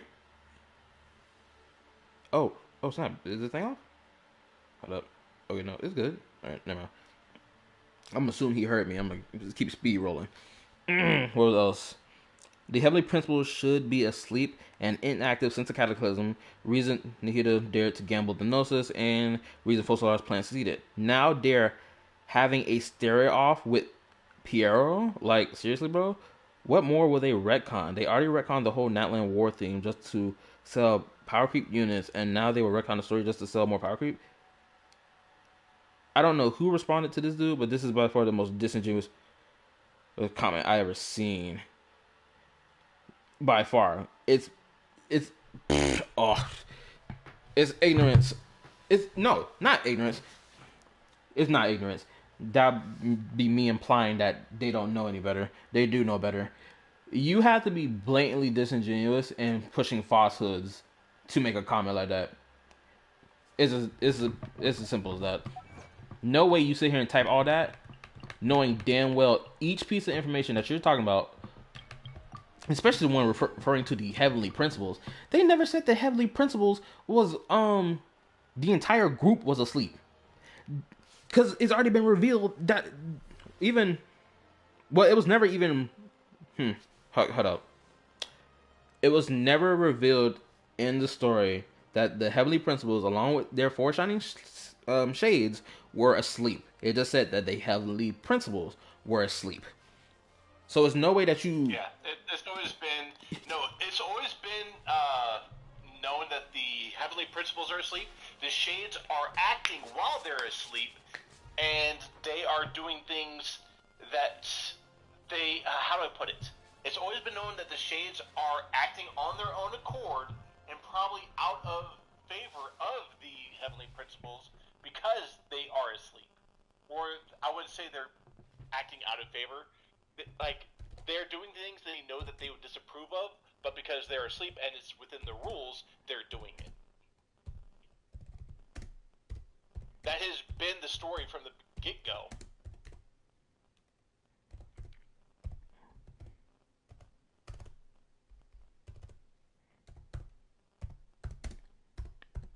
Yes, you're correct. My bad. I'm over here typing. Actually, screw it. I don't need to type because you just finished what you're saying. Gigi, if you're still here watching the stream, do you see leaks? Yes, but only leaks related to playable characters and not story stuff, because I don't like story leaks. I love to be or have my mind blown when I play the story. I take story leaks when it comes from Hoyo, because those leaks are purposeful and they feed into the narrative of what's coming up.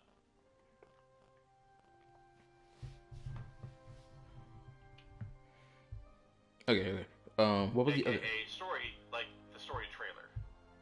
Oh, that's what you're referring to. Okay, then never mind. I ain't got nothing to add to that. Another thing I'm going to touch on, which is, if y'all remember, a couple streams back, I talked about the content creator who made criticism videos related to Saint Tontas, and how he bent the knee like a bitch, honestly, on everything. It was such a bitch move. And he removed all his videos that he made about Saint Tontas entirely, and then decided that he was no longer going to talk about him. He made a video discussing that whole thing, and the comment section was turned off, which again was another bitch move, right? Because he turned off the fucking comment section. Yes, he did. He is a little bitch. He's afraid of any kind of pushback. What a jackass. What's crazy is he was strong on his pushback at the beginning, because he has a video criticizing EO, which I talked about briefly on my channel before, not as a YouTube video, but on the stream. EO was a dude who gets clowned on by Tectone and his inner circle of dudes that run with him all the time, even when it's like not even prompted, right? Because I guess some of EO's takes is like a little 50-50. You're like, I don't know what you fully mean by this, but okay, right? But he still has that video up. I know, because if I check his channel right now, which, you know what, I'm gonna do it right now. Let me double check. Pause that video. Let me scroll and see if that video is still up on his channel. Because the fact that he felt the need, or rather, let me not say felt the need. I'm going to say a little more, because I guess, Trip, you weren't there when I talked about it on stream. So, let's see. Is this video about EO still up? Okay, so his month ago video critiquing Saint Tontas is back up. Interesting. This wasn't here before. His criticism of EO is still here. Okay. Let me scroll through this catalog. Let me find.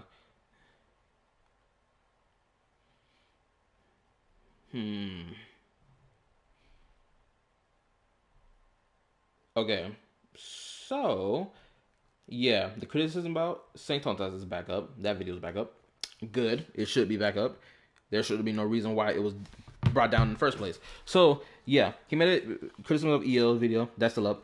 And another thing that he did after he took down all his videos related to Saint Tontas, which I found out by engaging in the comment section of the next video that he posted, I found out that this dude not only did he bend the knee to Saint Tontas and also Ethan, this dude gave Saint Tontas money as well as, I guess, an apology for his criticism videos of him, because Saint Tontas, in my opinion, gaslit this nigga into thinking that the only reason people were watching his videos were because they just hate Saint Tontas just because they have blind hate and no valid reason, despite the fact of the multiple reasons why Saint Tontas has hate towards him.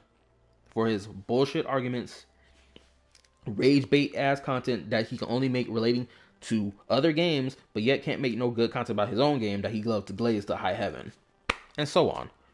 And his goalpost shifting that he does a lot, and lying.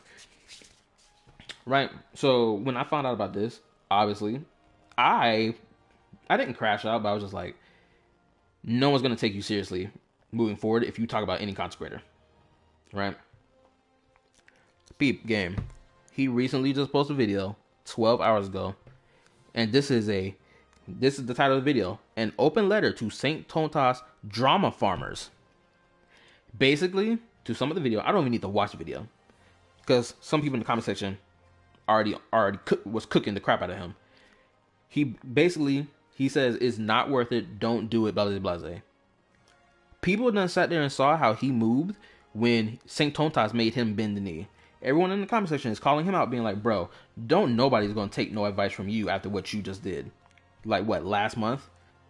You don't even have a say-so in the conversation. Step to the side. Because you're not about your business. Because if he was 10 toes about it, you, one, wouldn't have given that nigga money in the first place.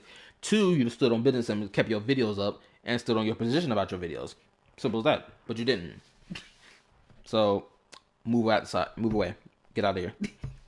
Basically, it was such pussy behavior. Cause like, I'm gonna say this right now, you're never gonna catch me doing some stuff like this unless I am genuinely, absolutely in the wrong.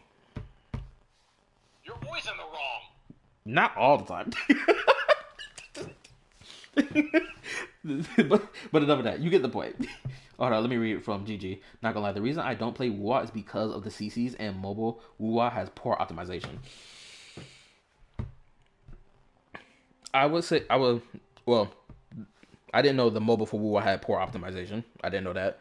So that's a valid reason not to play the game, because it's just not perfectly optimized on the mobile. But I will say this. Don't let these CCs be the reason why you don't play a game. Don't let them be the end-all be-all for your decision. Because the game, what's crazy is WoW is a good game. Right? Because this is something I criticized that dude about his comparison video. I told him that, I'm going to say this now. I told him that if you're going to make a comparison video with WoW versus Genshin, you don't need to disingenuously frame Genshin just to prop WoW up. WoW is already a good game as is, so you don't need to disingenuously frame the other side. WoW can just sit there and flex. It don't need to be propped up by disingenuous framing. Because WoW is a good game. I would say it's a good game across the board on a lot of aspects that people criticize Genshin for. Right? And that's more than enough to get someone to play the game. Is it the greatest thing since sliced bread that some of these WoW CCs will try to frame it as? No. Because sliced bread is better.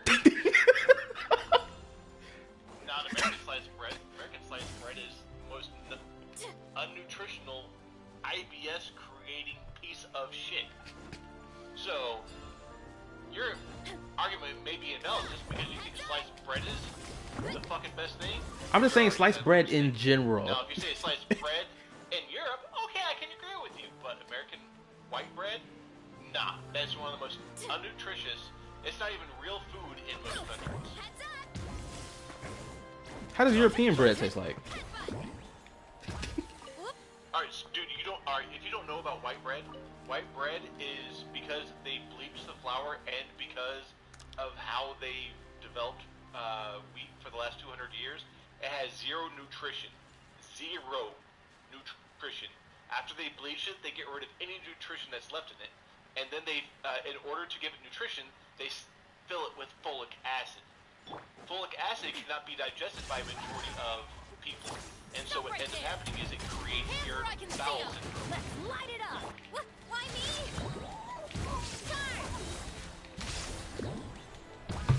And what exactly is that?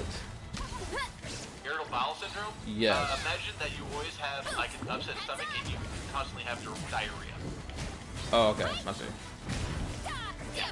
It's a condition that is common in the U.S. and white bread is basically the main cause of that, but the FDA will never admit that because the FDA shines eternal. Because white bread is huge. That's the reason why the food pyramid, how it says you need 11 servings of bread, and so they said, yeah, eat white bread. Yeah, it's a fucking scam. You know why? Because they have a surplus of white bread and it's cheap to make, so they'd say, oh, yeah, you need 11 servings of this per day, and then you wonder why Americans are fat.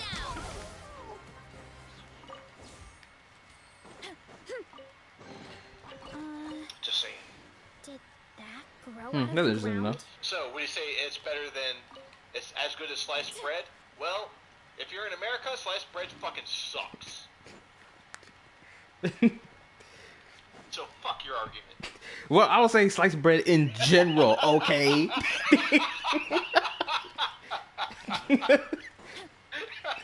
It don't matter what type of sliced bread. It's just sliced bread, okay? That's what I'm talking about. There's always one willing to go there, motherfucker. But anyway, hold on. Let me street roll for what y'all been yapping about in the section right quick. Okay, let me see. Who's your favorite character in Genshin? I can't answer that question with only giving you one character. His favorite character is Mona. Look, Mona kind of like shifted around in my section of favorite characters. She's still top. I'm sorry, she's still top. I think I'll put her in my top 10 because oh my goodness, I really gotta make a list. Okay.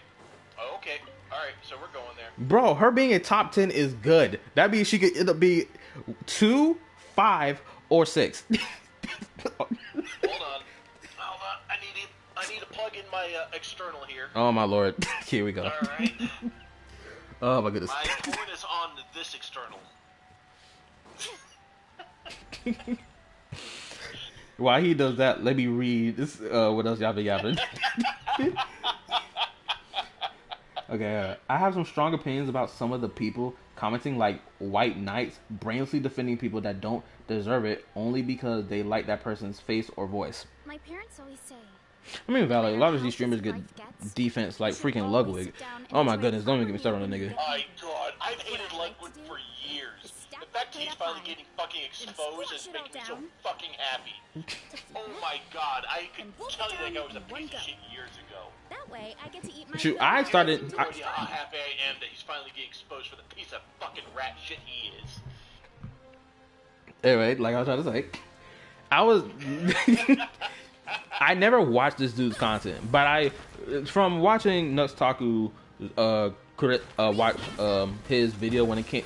Well, watch videos that Nuxtaku would make relating to whatever drama that Lug would. Lug, oh my god, I ain't about to say his whole name. That Lug would talk about, but yet he wouldn't even talk about it in depth, or he would like kind of like half-ass talk about it. Like for example, anything related to Hassan, homeboy would not go in depth about it, and would like do this little beating around the bush behavior about it. And I'm like, if he's a dude you hang with, and you can't have the balls to tell this dude in his face that yo, you moving crazy, yeah, you're a chump. I'm sorry, you're not his friend.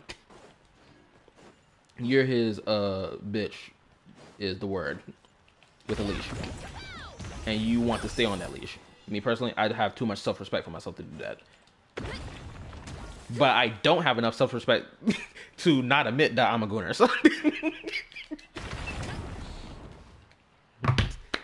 So yes. So Ludwig do cornball. Let me see. Give me a second.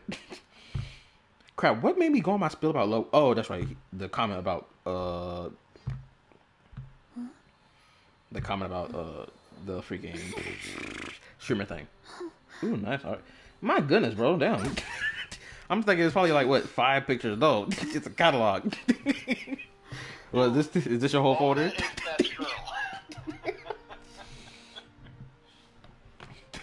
I got a name. I am not exaggerating too much when I said Mona is the reason why I play Genshin. He doesn't exaggerate. If y'all was a part of the Discord or part of my personal friend group Discord, you'll see the gooner behavior being shown right now.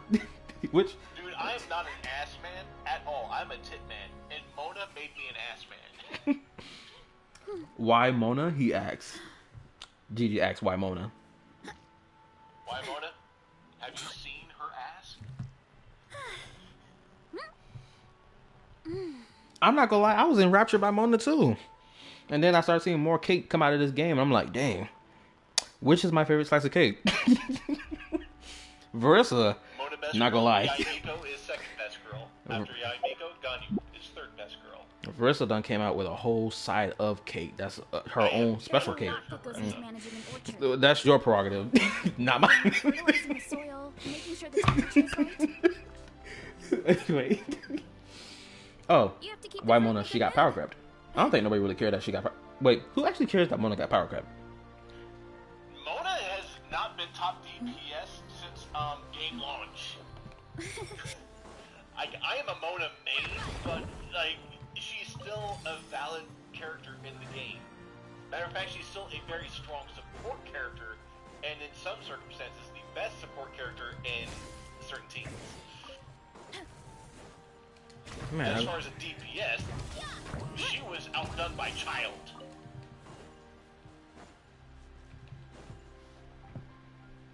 You don't play Mona because she's top DPS, you play Mona because you like her.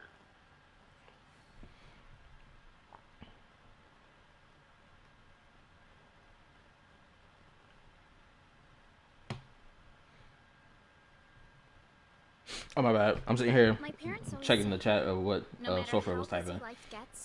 You should always Yeah, sit people down and nowadays enjoy a are proper meal irritating as when you crap. get hungry. That whole What I orbiter like of to do Hassan orbiters, is stack my yeah, feet I up hope high, every last one of them get cooked. squash it all down. Cause Don't get I me am, started on ooh, Hassan. bro, shoot, you ain't even gotta go on your spell. Let me go on mine. I am so glad to see the spotlight get put on Hassan so hard. So now everybody on damn near every corner of this freaking internet, at least on the streamer and YouTuber side of this internet stuff, is witnessing the crazy behavior he's been doing for all these years and not be called out on it.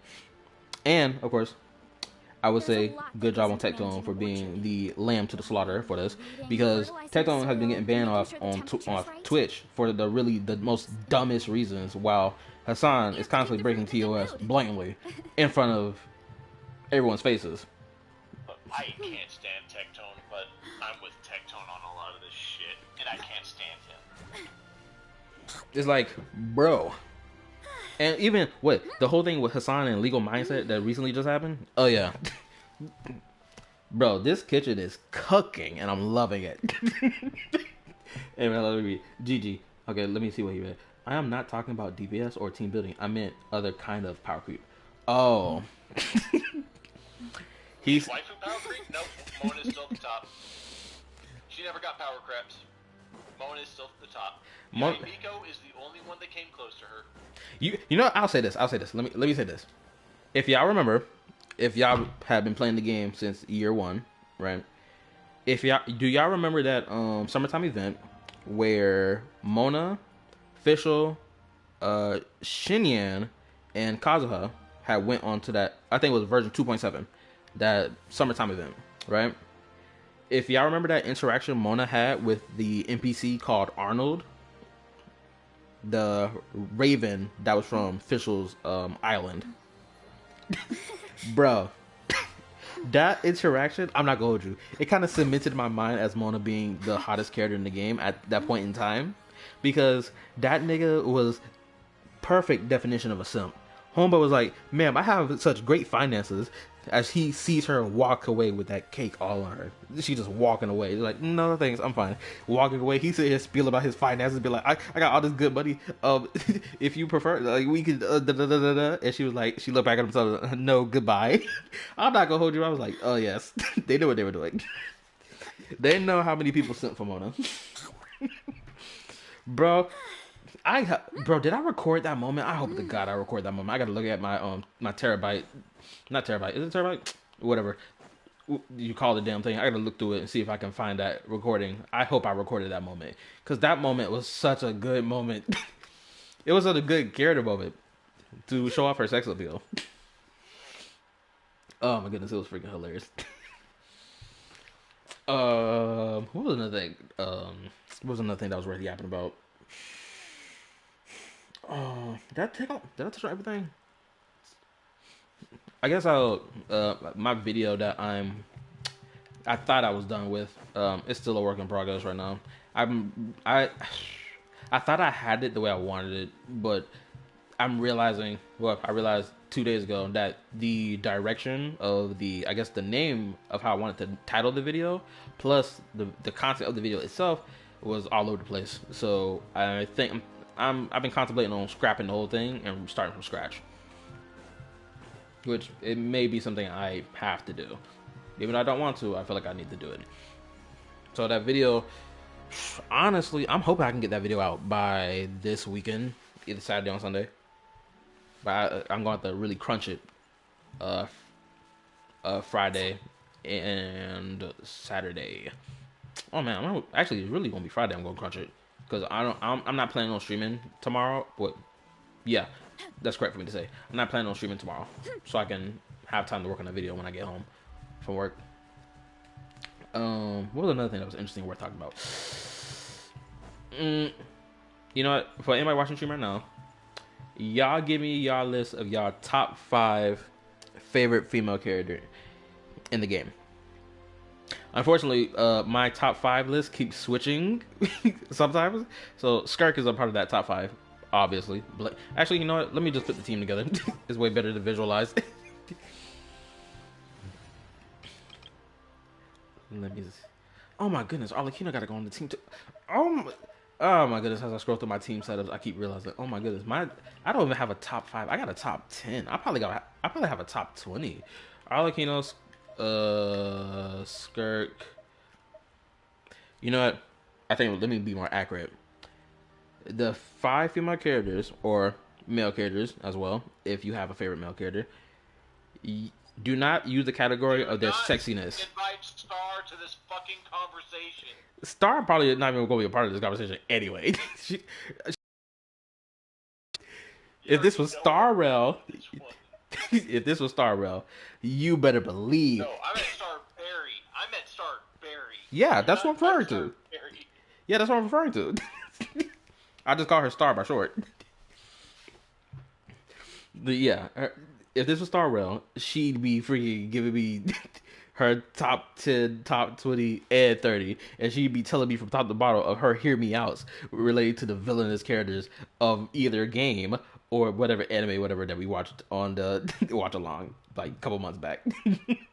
I was still bro, I will never forgive her for that call out, for that hear me out that she give. I'll never forgive that one. That's why she will always be blocked by That was the most devious hear me out one I've ever heard her say. I was like, no, we not doing that. No, spin the block on that character. You'll like this list. So, Kali, you'll like this list. Mona, 1. Yaimiko, 2.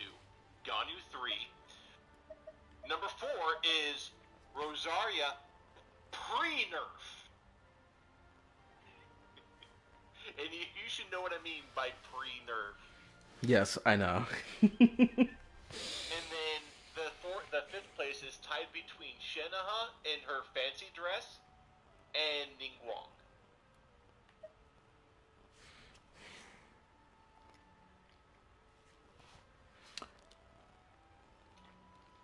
I'm gonna say this right now. Y'all gonna hate me for this, or y'all probably gonna agree. I feel like Ningguang is like mad overrated. Personally, for people putting her on the top list of best. Granted, hold on. Let me say this first. I'm gonna get this off my chest first. No. I gotta say this first. Her design is good. There's no doubt about that. Even her character, there's some spice to her character. I agree. But I do not think she's worth saying that she's like the greatest thing since sliced bread. I'm sorry. I never said racing since sliced bread. Oh no, I know you did, but I know there are people who believe that. Traffic. Say that again. I said go play in traffic. I'm good because I'm dodging all of it. But hold up, I gotta still get my top list done. I got 2 on here right now. The criteria I was gonna say to set this list up, I was gonna say don't do it based off their sexiness, do it based off their personal character story. Oh hell no, I'm going off the sexiness. Fuck off. Because if we're going by sexiness, it's really easy to do that list, obviously. But their personal character writing is gonna be a little more challenging. Still Mona. I think Mona got it when it comes to personality. It doesn't change. Oh, my bad, y'all. Let me read y'all stuff out for me. Give me a second. Okay, so GG. 1, Raiden. 2, Farina. 3, Skirk. 4, Dia. Dia is a valid choice. 5, Fischl. I'm going to say this too. Fischl, also a valid choice. The first 3 choices, typical. Something to expect. Because even my list would have those 3 on it. Granted, I'll probably swap around Farina. Oh my goodness. I could never see Arlecchino as far as like sexually at all. Like she is probably the most dripped out character in the entire game. Like she has the most swag overall. Like they gave her some of the best design, best character story, best story like storyline, like coolest looking, like everything, like the short story, everything, weapon, like everything is crazy off of Arlecchino. I hate pantsuit, and she still rocks and Need kicks something ass. taken care of? But as far as sexually, no, not even close. Favorite characters. Oh, I thought you meant like sex. I was like, yeah, that's why I was saying that don't use sexiness as the rating for why you made that list. That's what I was trying to say earlier. Like, don't use sexiness. Use everything else but sexiness to put your list together. But y'all had already put y'all lists together, so I was like, all right, whatever.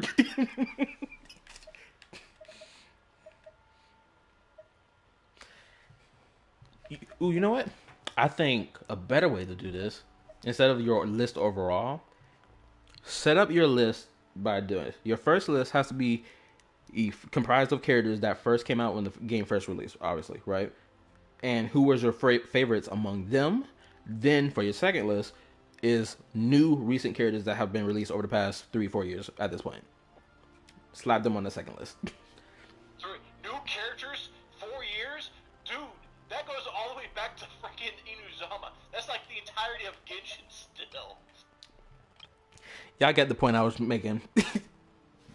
If y'all even feel like doing it, put that list together. Because I'm about to put mine together. Because I keep realizing that my list ain't going to be the way I want it without actually going in depth. So let me spin my block around properly. First and foremost, for the OG list, my girl Fischl going, not Fischl, Sucrose, Fischl. Who else was a character I freaking love the crap? I'm not going to hold you. Amber. She going on that list too. And finally, who was the last character among the first characters or female characters I freaking love the crap out of? I can't really say I love the crap out of Jean, because I got Jean, like, I think a year or two later. I can't really throw her on that list. I didn't... Did I get Mona only recently? No, yeah. Oh, I got Mona during Sumeru when I lost the 50-50 trying to get Wanderer. But she did leave an impression on me at the beginning of the game when I first did her story quest. So, I will have to slap her on that first beginner list. At least of the first 4 characters that I get this team building thing to let me put together. Right here, OG list. At least for me. Alright, hold on. Let me run through y'all stuff, because I know I ain't say nothing after GG's. Let me scroll through. Sofra, 1 o'clock a.m. Arlecchino, Dea, Mona Shinha. used to be on my list, not Mona, sorry. Fischl used to be on my list until I realized how fucking absolute fucking nuts she was. What's crazy? She's not really crazy though. That's the thing. Yes, she is. She's 100% fucking Delulu. I mean, using her fantasies to, how can I? Let me phrase this properly. Because she's self-aware of the fact that she's putting up a character all the time. She knows that. She's not so lost in the sauce that she's not aware that she's putting up a character the whole time. Right? So that's why I don't say that she's absolutely crazy. At least for me. I don't know. Women who are usually like that are fucking 100% like, dude, they're fucking nuts. Oh, got my back. I've been sitting in the chair too long. Okay, hold up. Let me speed through this whole list, because y'all slam me with a crazy amount of lists. Hold up. Okay, where was I? Okay. Arlecchino, Dea, Shinha, Rosaria, Navia. Navia gets points for being the most mentally stable character in the entire... Why would you do that? Why would you take that? My girl done went through enough pain. Leave her alone. She lost her 2-man mission. I still feel sad about that part. Okay, look. Okay, so GG. For male characters, he puts Bennett. That's bias. Alright, he even put bias to even say it. 2 Nulet, 3 Wanderer, 4 Aether, 5 Kazuha. Why do I feel like this list is an absolute list that people would put together for their favorite male characters? I feel like this is such... I feel like the word typical feels appropriate to use, but like, I feel like a whole bunch of people would put these characters on the list for their favorite male characters. Alright, to continue, let me steamroll. Okay, so for Sofra again, they put Yaimiko, Ganyu, and Skirk. Oh, hold up. Yaimiko, Ganyu, and Skirk get honorable mentions. They're in the... Putting Skirk in honorable mentions sounds crazy to me. That's just me personally, okay? But it is what it is, twin. I ain't even about to keep to you. Hey, look. This is one thing you gotta think about Skirk, though, man. Her legs ain't even real.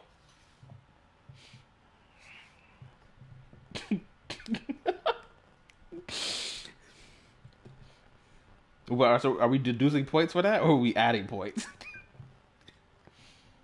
Because honestly, I feel like that's worth adding points. I would add points for that. Shoot, she probably can change the thickness of her thigh. Whew, just think about it, it's crazy. And all right, we ain't about to go down that plot route. Let's continue. Okay, GG again at 102. They put dishonorable mentions goes to Mavuika, Charlotte, and Zhao. Oh, he said that we get this honorable mention. I'm not even, Fucking bro. If you saw my most recent video that I put about what was it, a month ago about Natlan flopping for a lot of people, I'm not gonna hold you. Her outfit does flop. They should have used the one that they showed off in her character teaser from 500 years ago. If they just slapped her on that outfit, no one would have had an issue. Granted, people would be like, why don't they spice her outfit up a little more, but like add some like banners on it to show fire and all that stuff. But like whatever. That's to continue. Okay, let's see. Okay, so for 104, 4 guys, Tartaglia. That feels valid. Zhao. Okay. Wander, Kanich, I'll hate them off the top of my head. All these characters in a room would actually have a very interesting interaction with each other. So I approve of the list. Okay, let me 105 GG. I want to see any Archon in the room with fucking Nubulette. Oh yeah, that'd be great. Oh yes, Zhongli in particular. No, screw everyone else. Zhongli in particular. Dude, Zhongli avoids him like the fucking plague. I noticed that immediately when I played that event. I was like, this dude is bobbing and weaving his way away from not meeting Nublet. Because what's crazy is he was there. Then he was like, you know what, bro, I gotta go actually. Bye. And then Nublet appears. He was like, I could have sworn someone was here.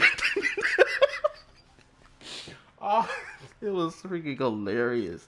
Okay, hold on, let me continue. Okay, GG 105 for OGs.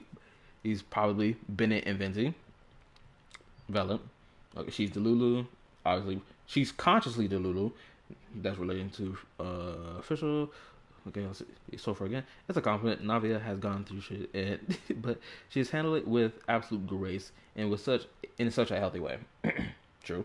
Okay, so for 108 OGs for male characters. Oh, male and female characters. Okay, D-Luke, Albedo, Lisa, Venti, Rosario. Okay, valid. I was kind of indifferent to Lisa. I ain't gonna lie. Like, I understood the sexiness. I understand why people were going over her because of the, I think it was the JP voice that she would, and her voice lines for when she was climbing. I didn't know about that. English voice is fucking Ara.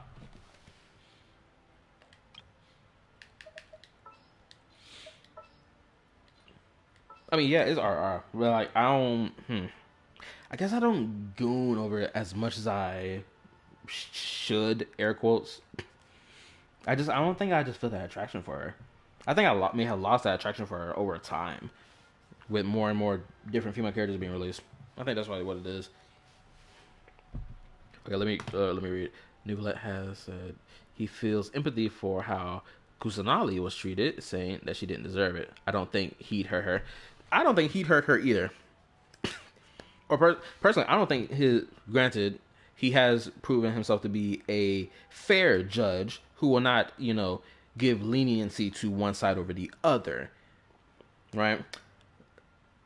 But I do think he would be extremely understanding of both, obviously, Farina and Nahida in particular. Granted, I don't know how he feels about Mavuika. I feel like he'd give Mavuika a pass since she's not really a god per se. So I think he might give her a pass. You know what? Shoot, why even bother wondering if he might give her a pass? We can just freaking look at the freaking character list, voice lines. Hold up. Where is this man? All right, here we go. Let's see. What do you have to say about Mavuika?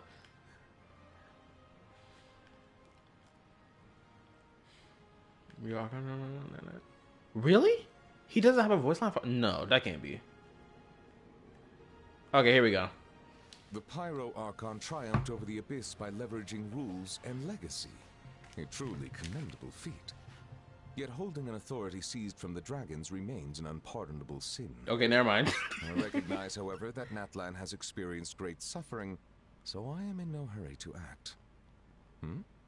You claim that historical records describe the battle against Xbalanque as a formal duel, and the victim's family was treated fairly? Complicated indeed, but a worthwhile consideration nonetheless. Okay, so from listening to the voice line, he's kind of on the fence at the end of it of how he'll judge Mawika. So she got like a 50-50 chance.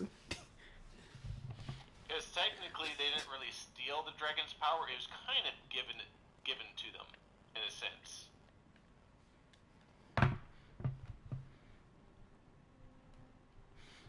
Now, for Zhang, it's still not a given. I swear, Nuvalet talking about something, it's still not a given that they would have the judgment will lead to a physical altercation. I would tell that man, no, let it be a physical altercation. I want to see y'all fight. I want to see water versus rock. Whereas, you know what? I feel like Zhang Li would be able to survive in the water since he could just put a shield around himself. Honestly, he survived the water, but like, how are you gonna survive against a beam blast though of water, of like true dragon power punching water? He'd make it deal with his lungs, hold oxygen forever. Okay, valid counter. Because I remember when this voice line came out, or that.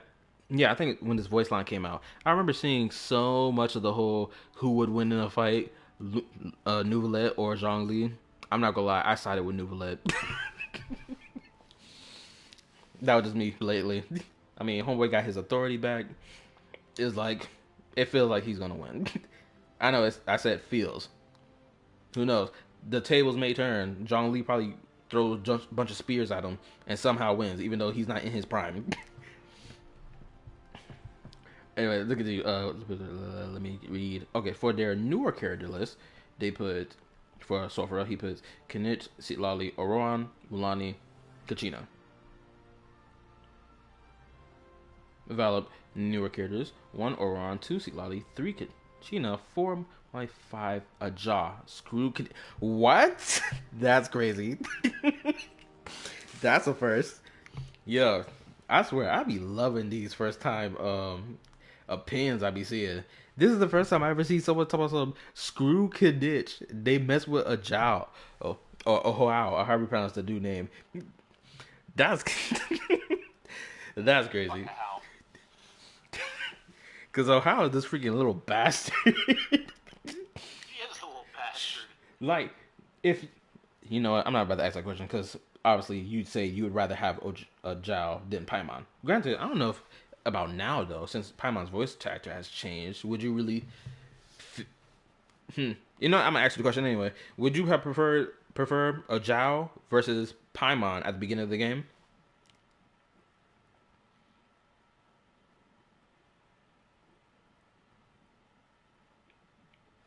By the way, this question goes to everybody, so y'all all can give y'all answers.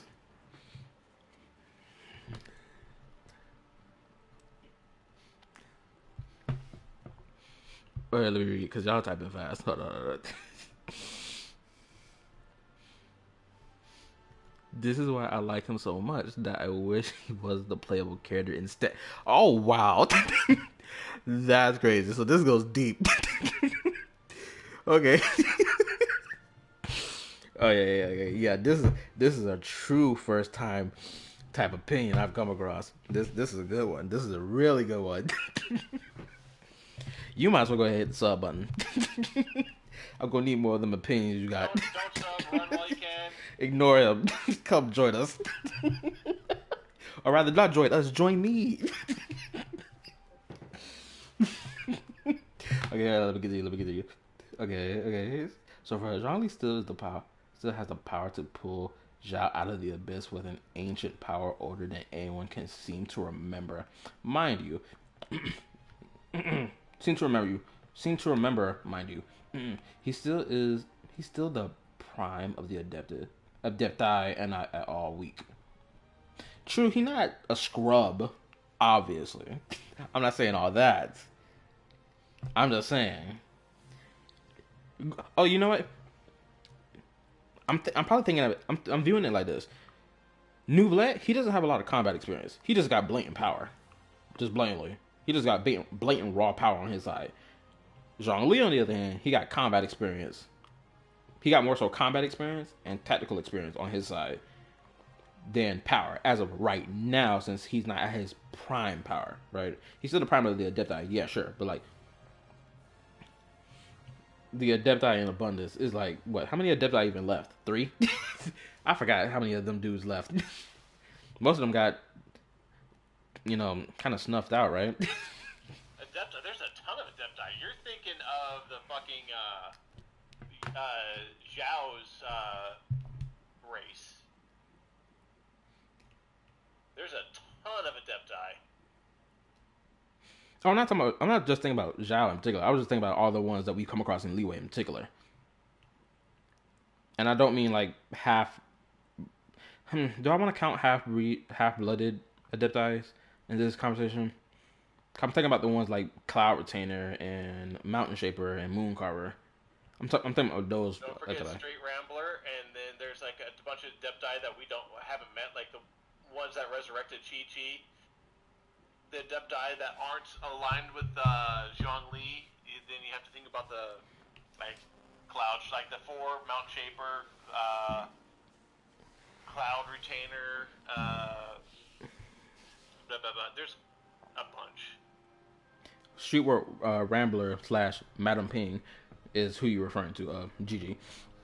And I'm not gonna lie, bro, when they first revealed her character model, everyone was of the perception, oh, she's probably gonna be playable and within the next year, probably the next couple patches. Dude, everyone wants Street Rambler's fucking young appearance. Everyone's like, dude, she's gorgeous. And it's been 2 years, I believe, since then. Pretty sure, because I remember posting my gameplay at the time when she was revealed like that. Hold on, let me read. Where was this? Where was this at? Even Senora knew to show him respect. True, she didn't know how to show Zhongli respect.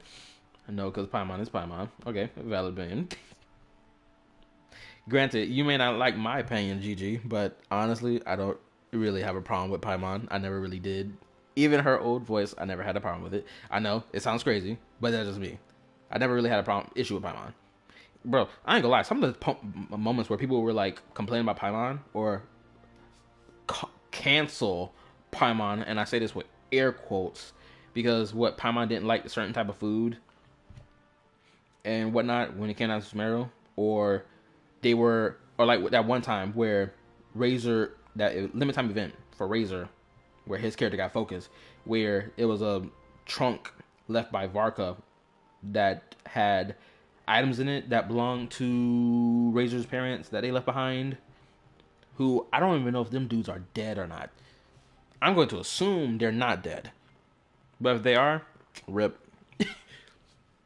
But yeah, that whole moment, people were upset that Paimon called everything in there a bunch of junk. I mean, like, it looked like a bunch of junk. Would you not open a chest like that and just see all that and not think this looks like junk? Yes, is it insensitive to the individual who it belongs to or was supposed to go to? Yeah, but when that individual doesn't even understand like basic human interaction to even understand what Paimon has said is like insensitive towards them, can we really sit here and say that she's being a meanie? Come on.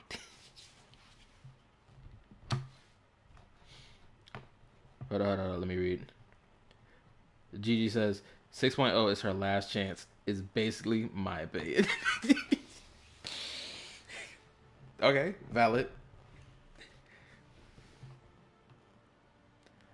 Paimon did the same thing to Navia?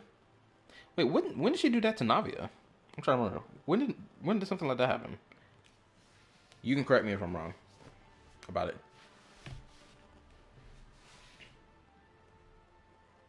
Oh, No matter how busy life gets, what time is it? you should It's always 1:23. sit down and enjoy a Do I have proper time to meal yap when you get more? hungry. Yeah, I got time. I can waste a little more time. Okay, peep game. Okay, so Flush it all down. um, Breath. in the Wolf it voice down call with I the had burrito. with That way I get to eat my fill without wasting too much time. Joshua, I told him about a video that Glaive Keo made relating to the 5.7. I don't know if I talked about this with you, Trip, but if I didn't, this is gonna be the first time. So he made a video criticizing the 5.7 story quest, right? He gave some valid critiques about it. So, two in particular, I was like, I'm iffy on because the story, not only one, did the story explain this character's behavior by the character explaining herself why she was acting the way that she was acting, but also, wait, did you do the 5.7 story, right?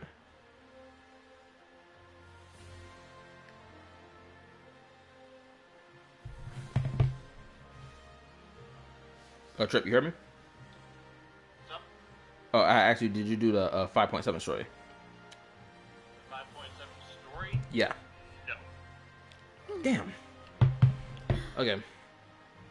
Okay, don't worry about it. 'Cause I'm not going to. Wait a minute. Sorry, wait. Which story? You talking about like Skirk's story? No, the interlude story. No. Okay. I'm referring to something. I was telling you about Glaive Keel's video about it. Granted, I didn't say anything in particular about the quest as a whole, because of course, you need to experience that for yourself, obviously. But he made a point that this point was a really dumb point of criticism in his video, honestly.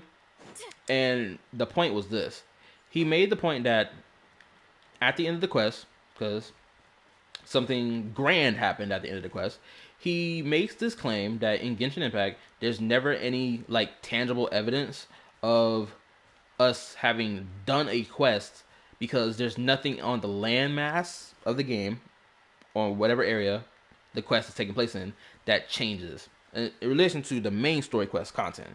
He said there's nothing that changes on the landscape, therefore this is bad because we don't get anything tangible to prove that we did the quest or had an impact on the story, right?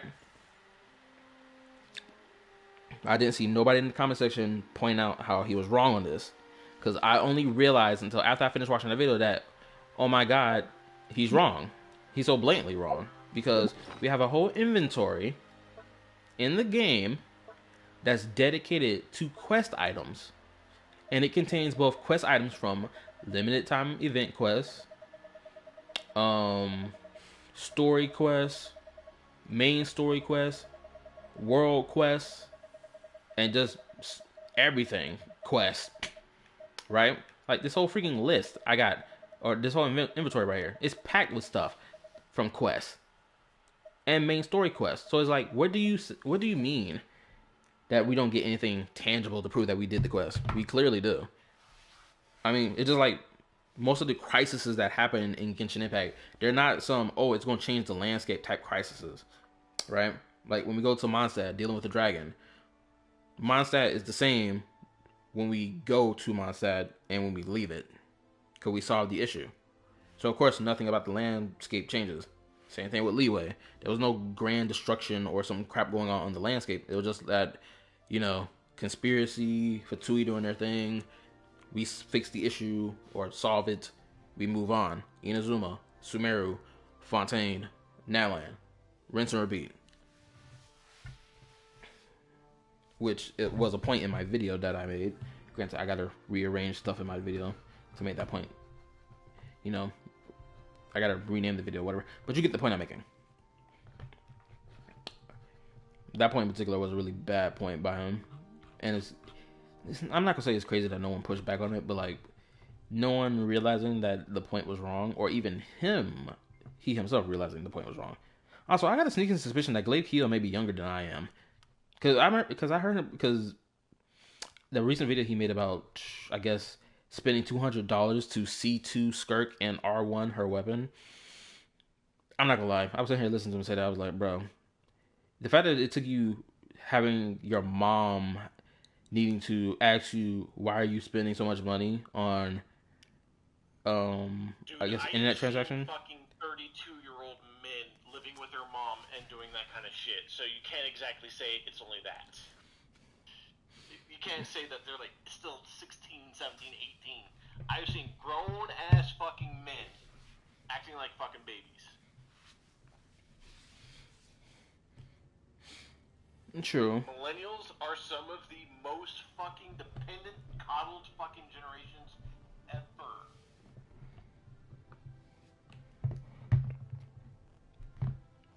The only reason that it just felt like it came off as he may be younger than me, or it's purely the only reason I went down to the thought process was because the fact that his mom has the ability to check his finances. It's just like, why would your mom, if you're a grown adult, why does your mother have the ability to look at your finances? Dude, do you understand how horrible millennials are? No, I don't, because not even my mom does not have access to none of my finances. Like, if I need her help with financial stuff, like, I ask her for help, but like, she don't look at my stuff. Are you a millennial? At this point, I don't remember. Because these phrases keep getting thrown around. You always forget your fucking age, so you couldn't tell. I know how old I am, damn it.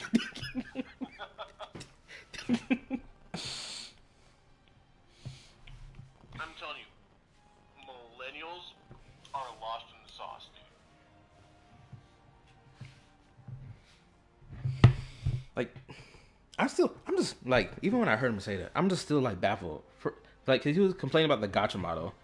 Or, not complaining, he was critiquing the gacha model and how it goes. But, I'm not gonna hold you.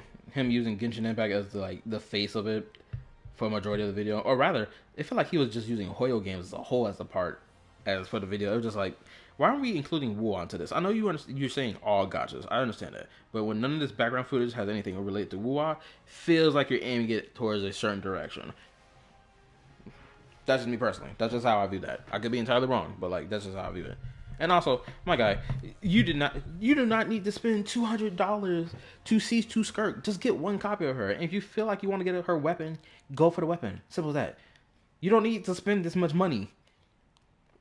To me, it just feels weird to hear people complain about, oh man, this gacha with the FOMO and everything, it made me spend $200. It's like, bro, at the end of the day, you chose to swipe $200. Even though you can argue all you want that the game influenced you, you still made the decision at the end of the day. Correct me if I'm wrong. People do not take responsibility for their actions. They are not accountable or responsible for their own actions. People do not understand what repercussions are. And if you give them repercussions, they say, oh, woe is me, I'm being oppressed. And then whoever's oppressing you is a fucking Nazi. Oh, I'm so glad you said that because it's going to lead to probably the final thing I might talk about before I end the stream. Oh shit, I just went political, didn't I? No, it's not. It's not. This what I'm about to talk about isn't necessarily political. Because I mentioned briefly about that dude on TikTok and that BS that I saw him do today. Actually, I'm gonna drop the video from Abba and Preach into the Discord, so if you feel like watching it, you'll see what I'm talking about. Because it's an Abba and Preach video. I've probably already seen it. Did you see anyone that they posted today? No. Okay, so then you didn't see this one. Yeah, this was from today. Give me a second. Let's see. Yapping topics. Oh, hold on. No. I'm on yapping video. Hold up. Here we go. If y'all want to watch the video on the Discord as well, I'll drop it in the other server as well. So if you feel like checking that video and understanding the point that I'm about to get on, you'll see. But I'm not going to get onto it right now. But okay. Yeah. To finish this final point about the Glaive Keel thing, yeah, hearing him sit here and have a, I guess, realization that, man, the gacha model is mad manipulative and predatory. I'm thinking to myself, you already know this from all the videos you criticized Genshin and Hoyo as a whole for. You should already know how this model works. And yes, I guess you could say gamers as a whole have become accustomed to it. Thanks ever since with DLCs till now, right? Because DLCs, you got to pay for them. Live service games, you got to pay for cosmetics or in-game currency to be able to get X. Gacha games are no different. It's just like, it's the same thing. Or like, kind of like, except for having to buy DLCs. Like, we don't gotta buy character story quests. God forbid. Oh my goodness, could you imagine needing to spend $200 just to unlock the next main story quest? Crazy work. That's what I would start screaming pure evil. I'm not paying $200 to continue the main story. I'm not. But it's like having a realization like that, this, I guess, late in the game, I'd say, is pretty. I'm just like, bro, come on. Alright, let me read. My bad. I should have read this out loud. Okay. Funniest characters: Diluc, Albedo, Lisa, Shinha, Ito in a different way, Yaimiko, Wanderer, Alhaitham, Risley, Lynette, Kanich, Shalonen, Ororon. Okay, these feel valid. So Jalonen, you know what? I might actually replace her with number 5 with Shunha and Ingguang. I forgot about Jalonen. Jalonen is fucking, yeah. I completely forgot about her. How you completely forget about your best girl? That's crazy. You must not love her enough. Best girl is Mona, you dumb shit. Shameful. Anyway, we move on. Shut the fuck up. I would never forget a girl that leaves that type of impression on me. That's because you're a fucking uber gooner. Duh. So you probably have all your hentai memorized. Not all of them. There's some ones from like what, but not even 4 years ago. Probably from like 7 years ago that I don't remember nothing about. And then I just randomly stumble across them like, oh wow, I remember about that. Oh, Jesus. It only happens in a quick flash of a moment when I come across it. But anyway, that's enough about that topic. I need to go to bed. I got work in the morning. Oh, go ahead. I'll chat with you later, man. Adios, man. Peace. All right, he done, hit the hay. I'm about to hit the hay too after I continue reading a little bit more of this. Also, y'all can tell me if the stream stopped or is lagging. My bad, I had the screen like this for a long time. Also, hit the like button for your boy. Thank you. Even though this was a casual 2-hour long stream, it's gonna be going 3 hours long if I keep flapping my gums in the next couple minutes. Anyway, okay. From GG, the funniest characters for me are Kave and Alhaitham when they are together. That's also valid. I love their moments together. Okay. Chronologically, legal adult is not the same as mentally, emotionally being an adult. To be fair, you never know, especially these days. Playing through Sumeru for the first time threw me for a loop.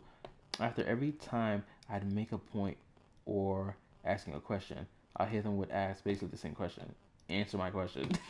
Or bring up a point identical to mine. Oh wow, really?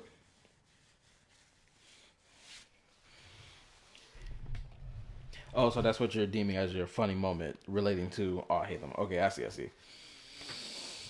Crap, I was gonna talk about that freaking bastard from the TikTok thing, but I don't think I'll be able to. It was freaky.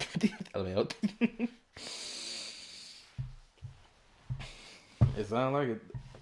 My bad if I sound like I'm whispering. It's because everyone else not everyone else, because the only one here is me, Ma, and my dog in the house right now. Because my brother done went to work around at 10, and my auntie done left somewhere. But it is what it is. And if you're curious, I know someone might be curious. No, I do not have a job. I pay rent. Shoot, I'm mainly paying the damn rent. But anyway, I'm not some basement dwelling loser. I live on the second floor.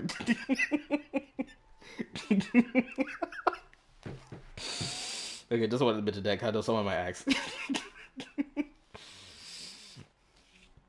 Look, I live where the sun shines.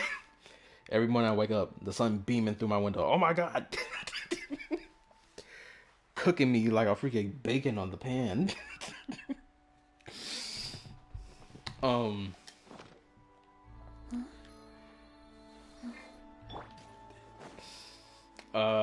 Bro, what else can I even talk about right now?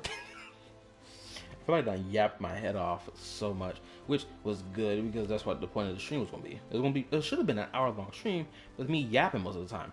Shoot, now it turned to a 2 to 3 hour stream. Ain't that something? I could have spent 3 hours playing that damn Jufufu story quest. I could have done that, but I'm gonna do that probably during the weekend. I'm probably just gonna do that. I got like what 4 days left. You mentioned the warehouse multiple times, but we know you're not a freeloader. I know you and like a handful of other people know I'm not a freeloader, obviously. But like for anyone who's new that doesn't know, I'll express that. Granted, they probably already know that because I was freaking yapping about my job earlier and being pissed about it. I'm still pissed about it just thinking about it, but I'm about to hit the hay and freaking forget about it and then probably deal with the same BS tomorrow. Excuse me.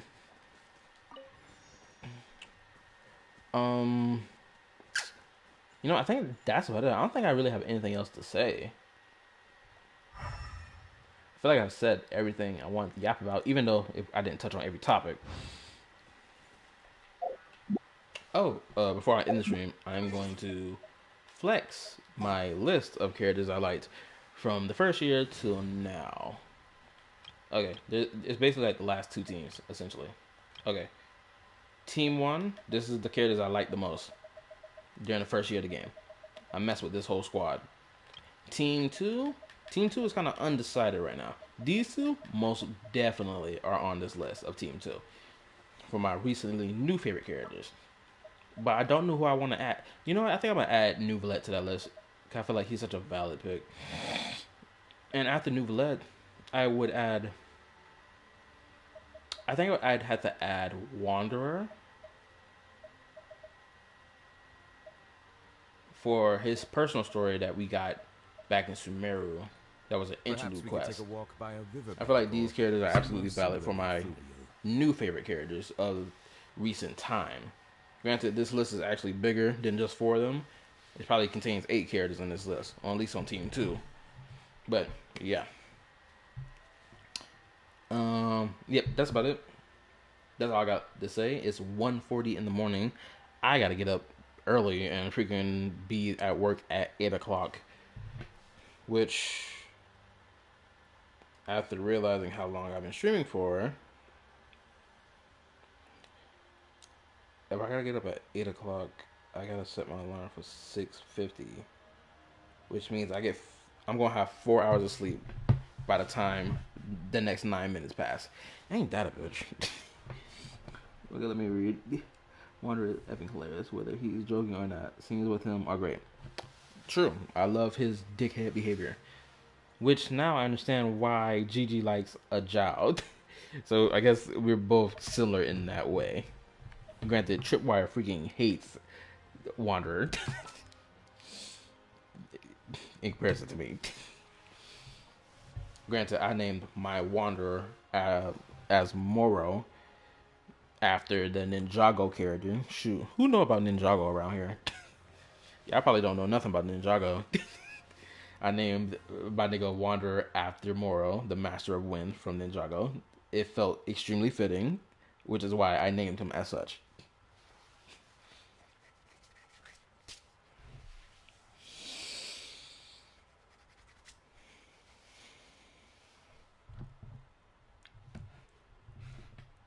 Bro, I'm hungry and I'm thirsty.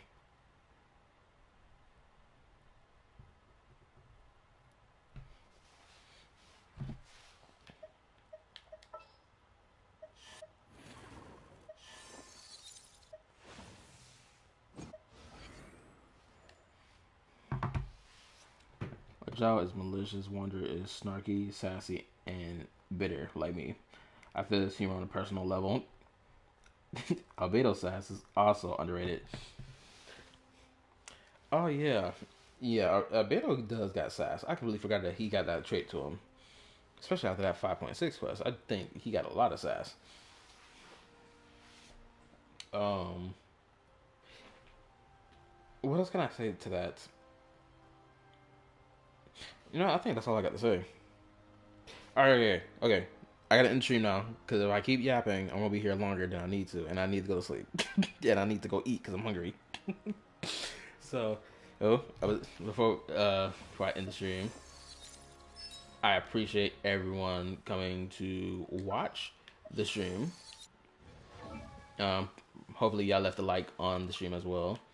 Oh my goodness, my crit damage is crazy, bro. I wanted to flex this the other to Trip. I ain't never got a chance to flex it. Crap. I'm gonna probably talk about it next time I tell about it. But bro, having almost 150 crit damage is wild. But and then my attack is mad high, 2,000. Oh my goodness gracious. My skirt is nice. But anyway, I definitely might be, glazing my own skirt. I appreciate y'all watching. Good night, peace. Any other comments y'all want to give about my skirt or whatever, any last second comments, throw it in Discord, and I'll see it, and I'll probably like it, and then go to sleep. Alright, see you later, peace, bye. Alright, what's this button at? Oh, wrong button.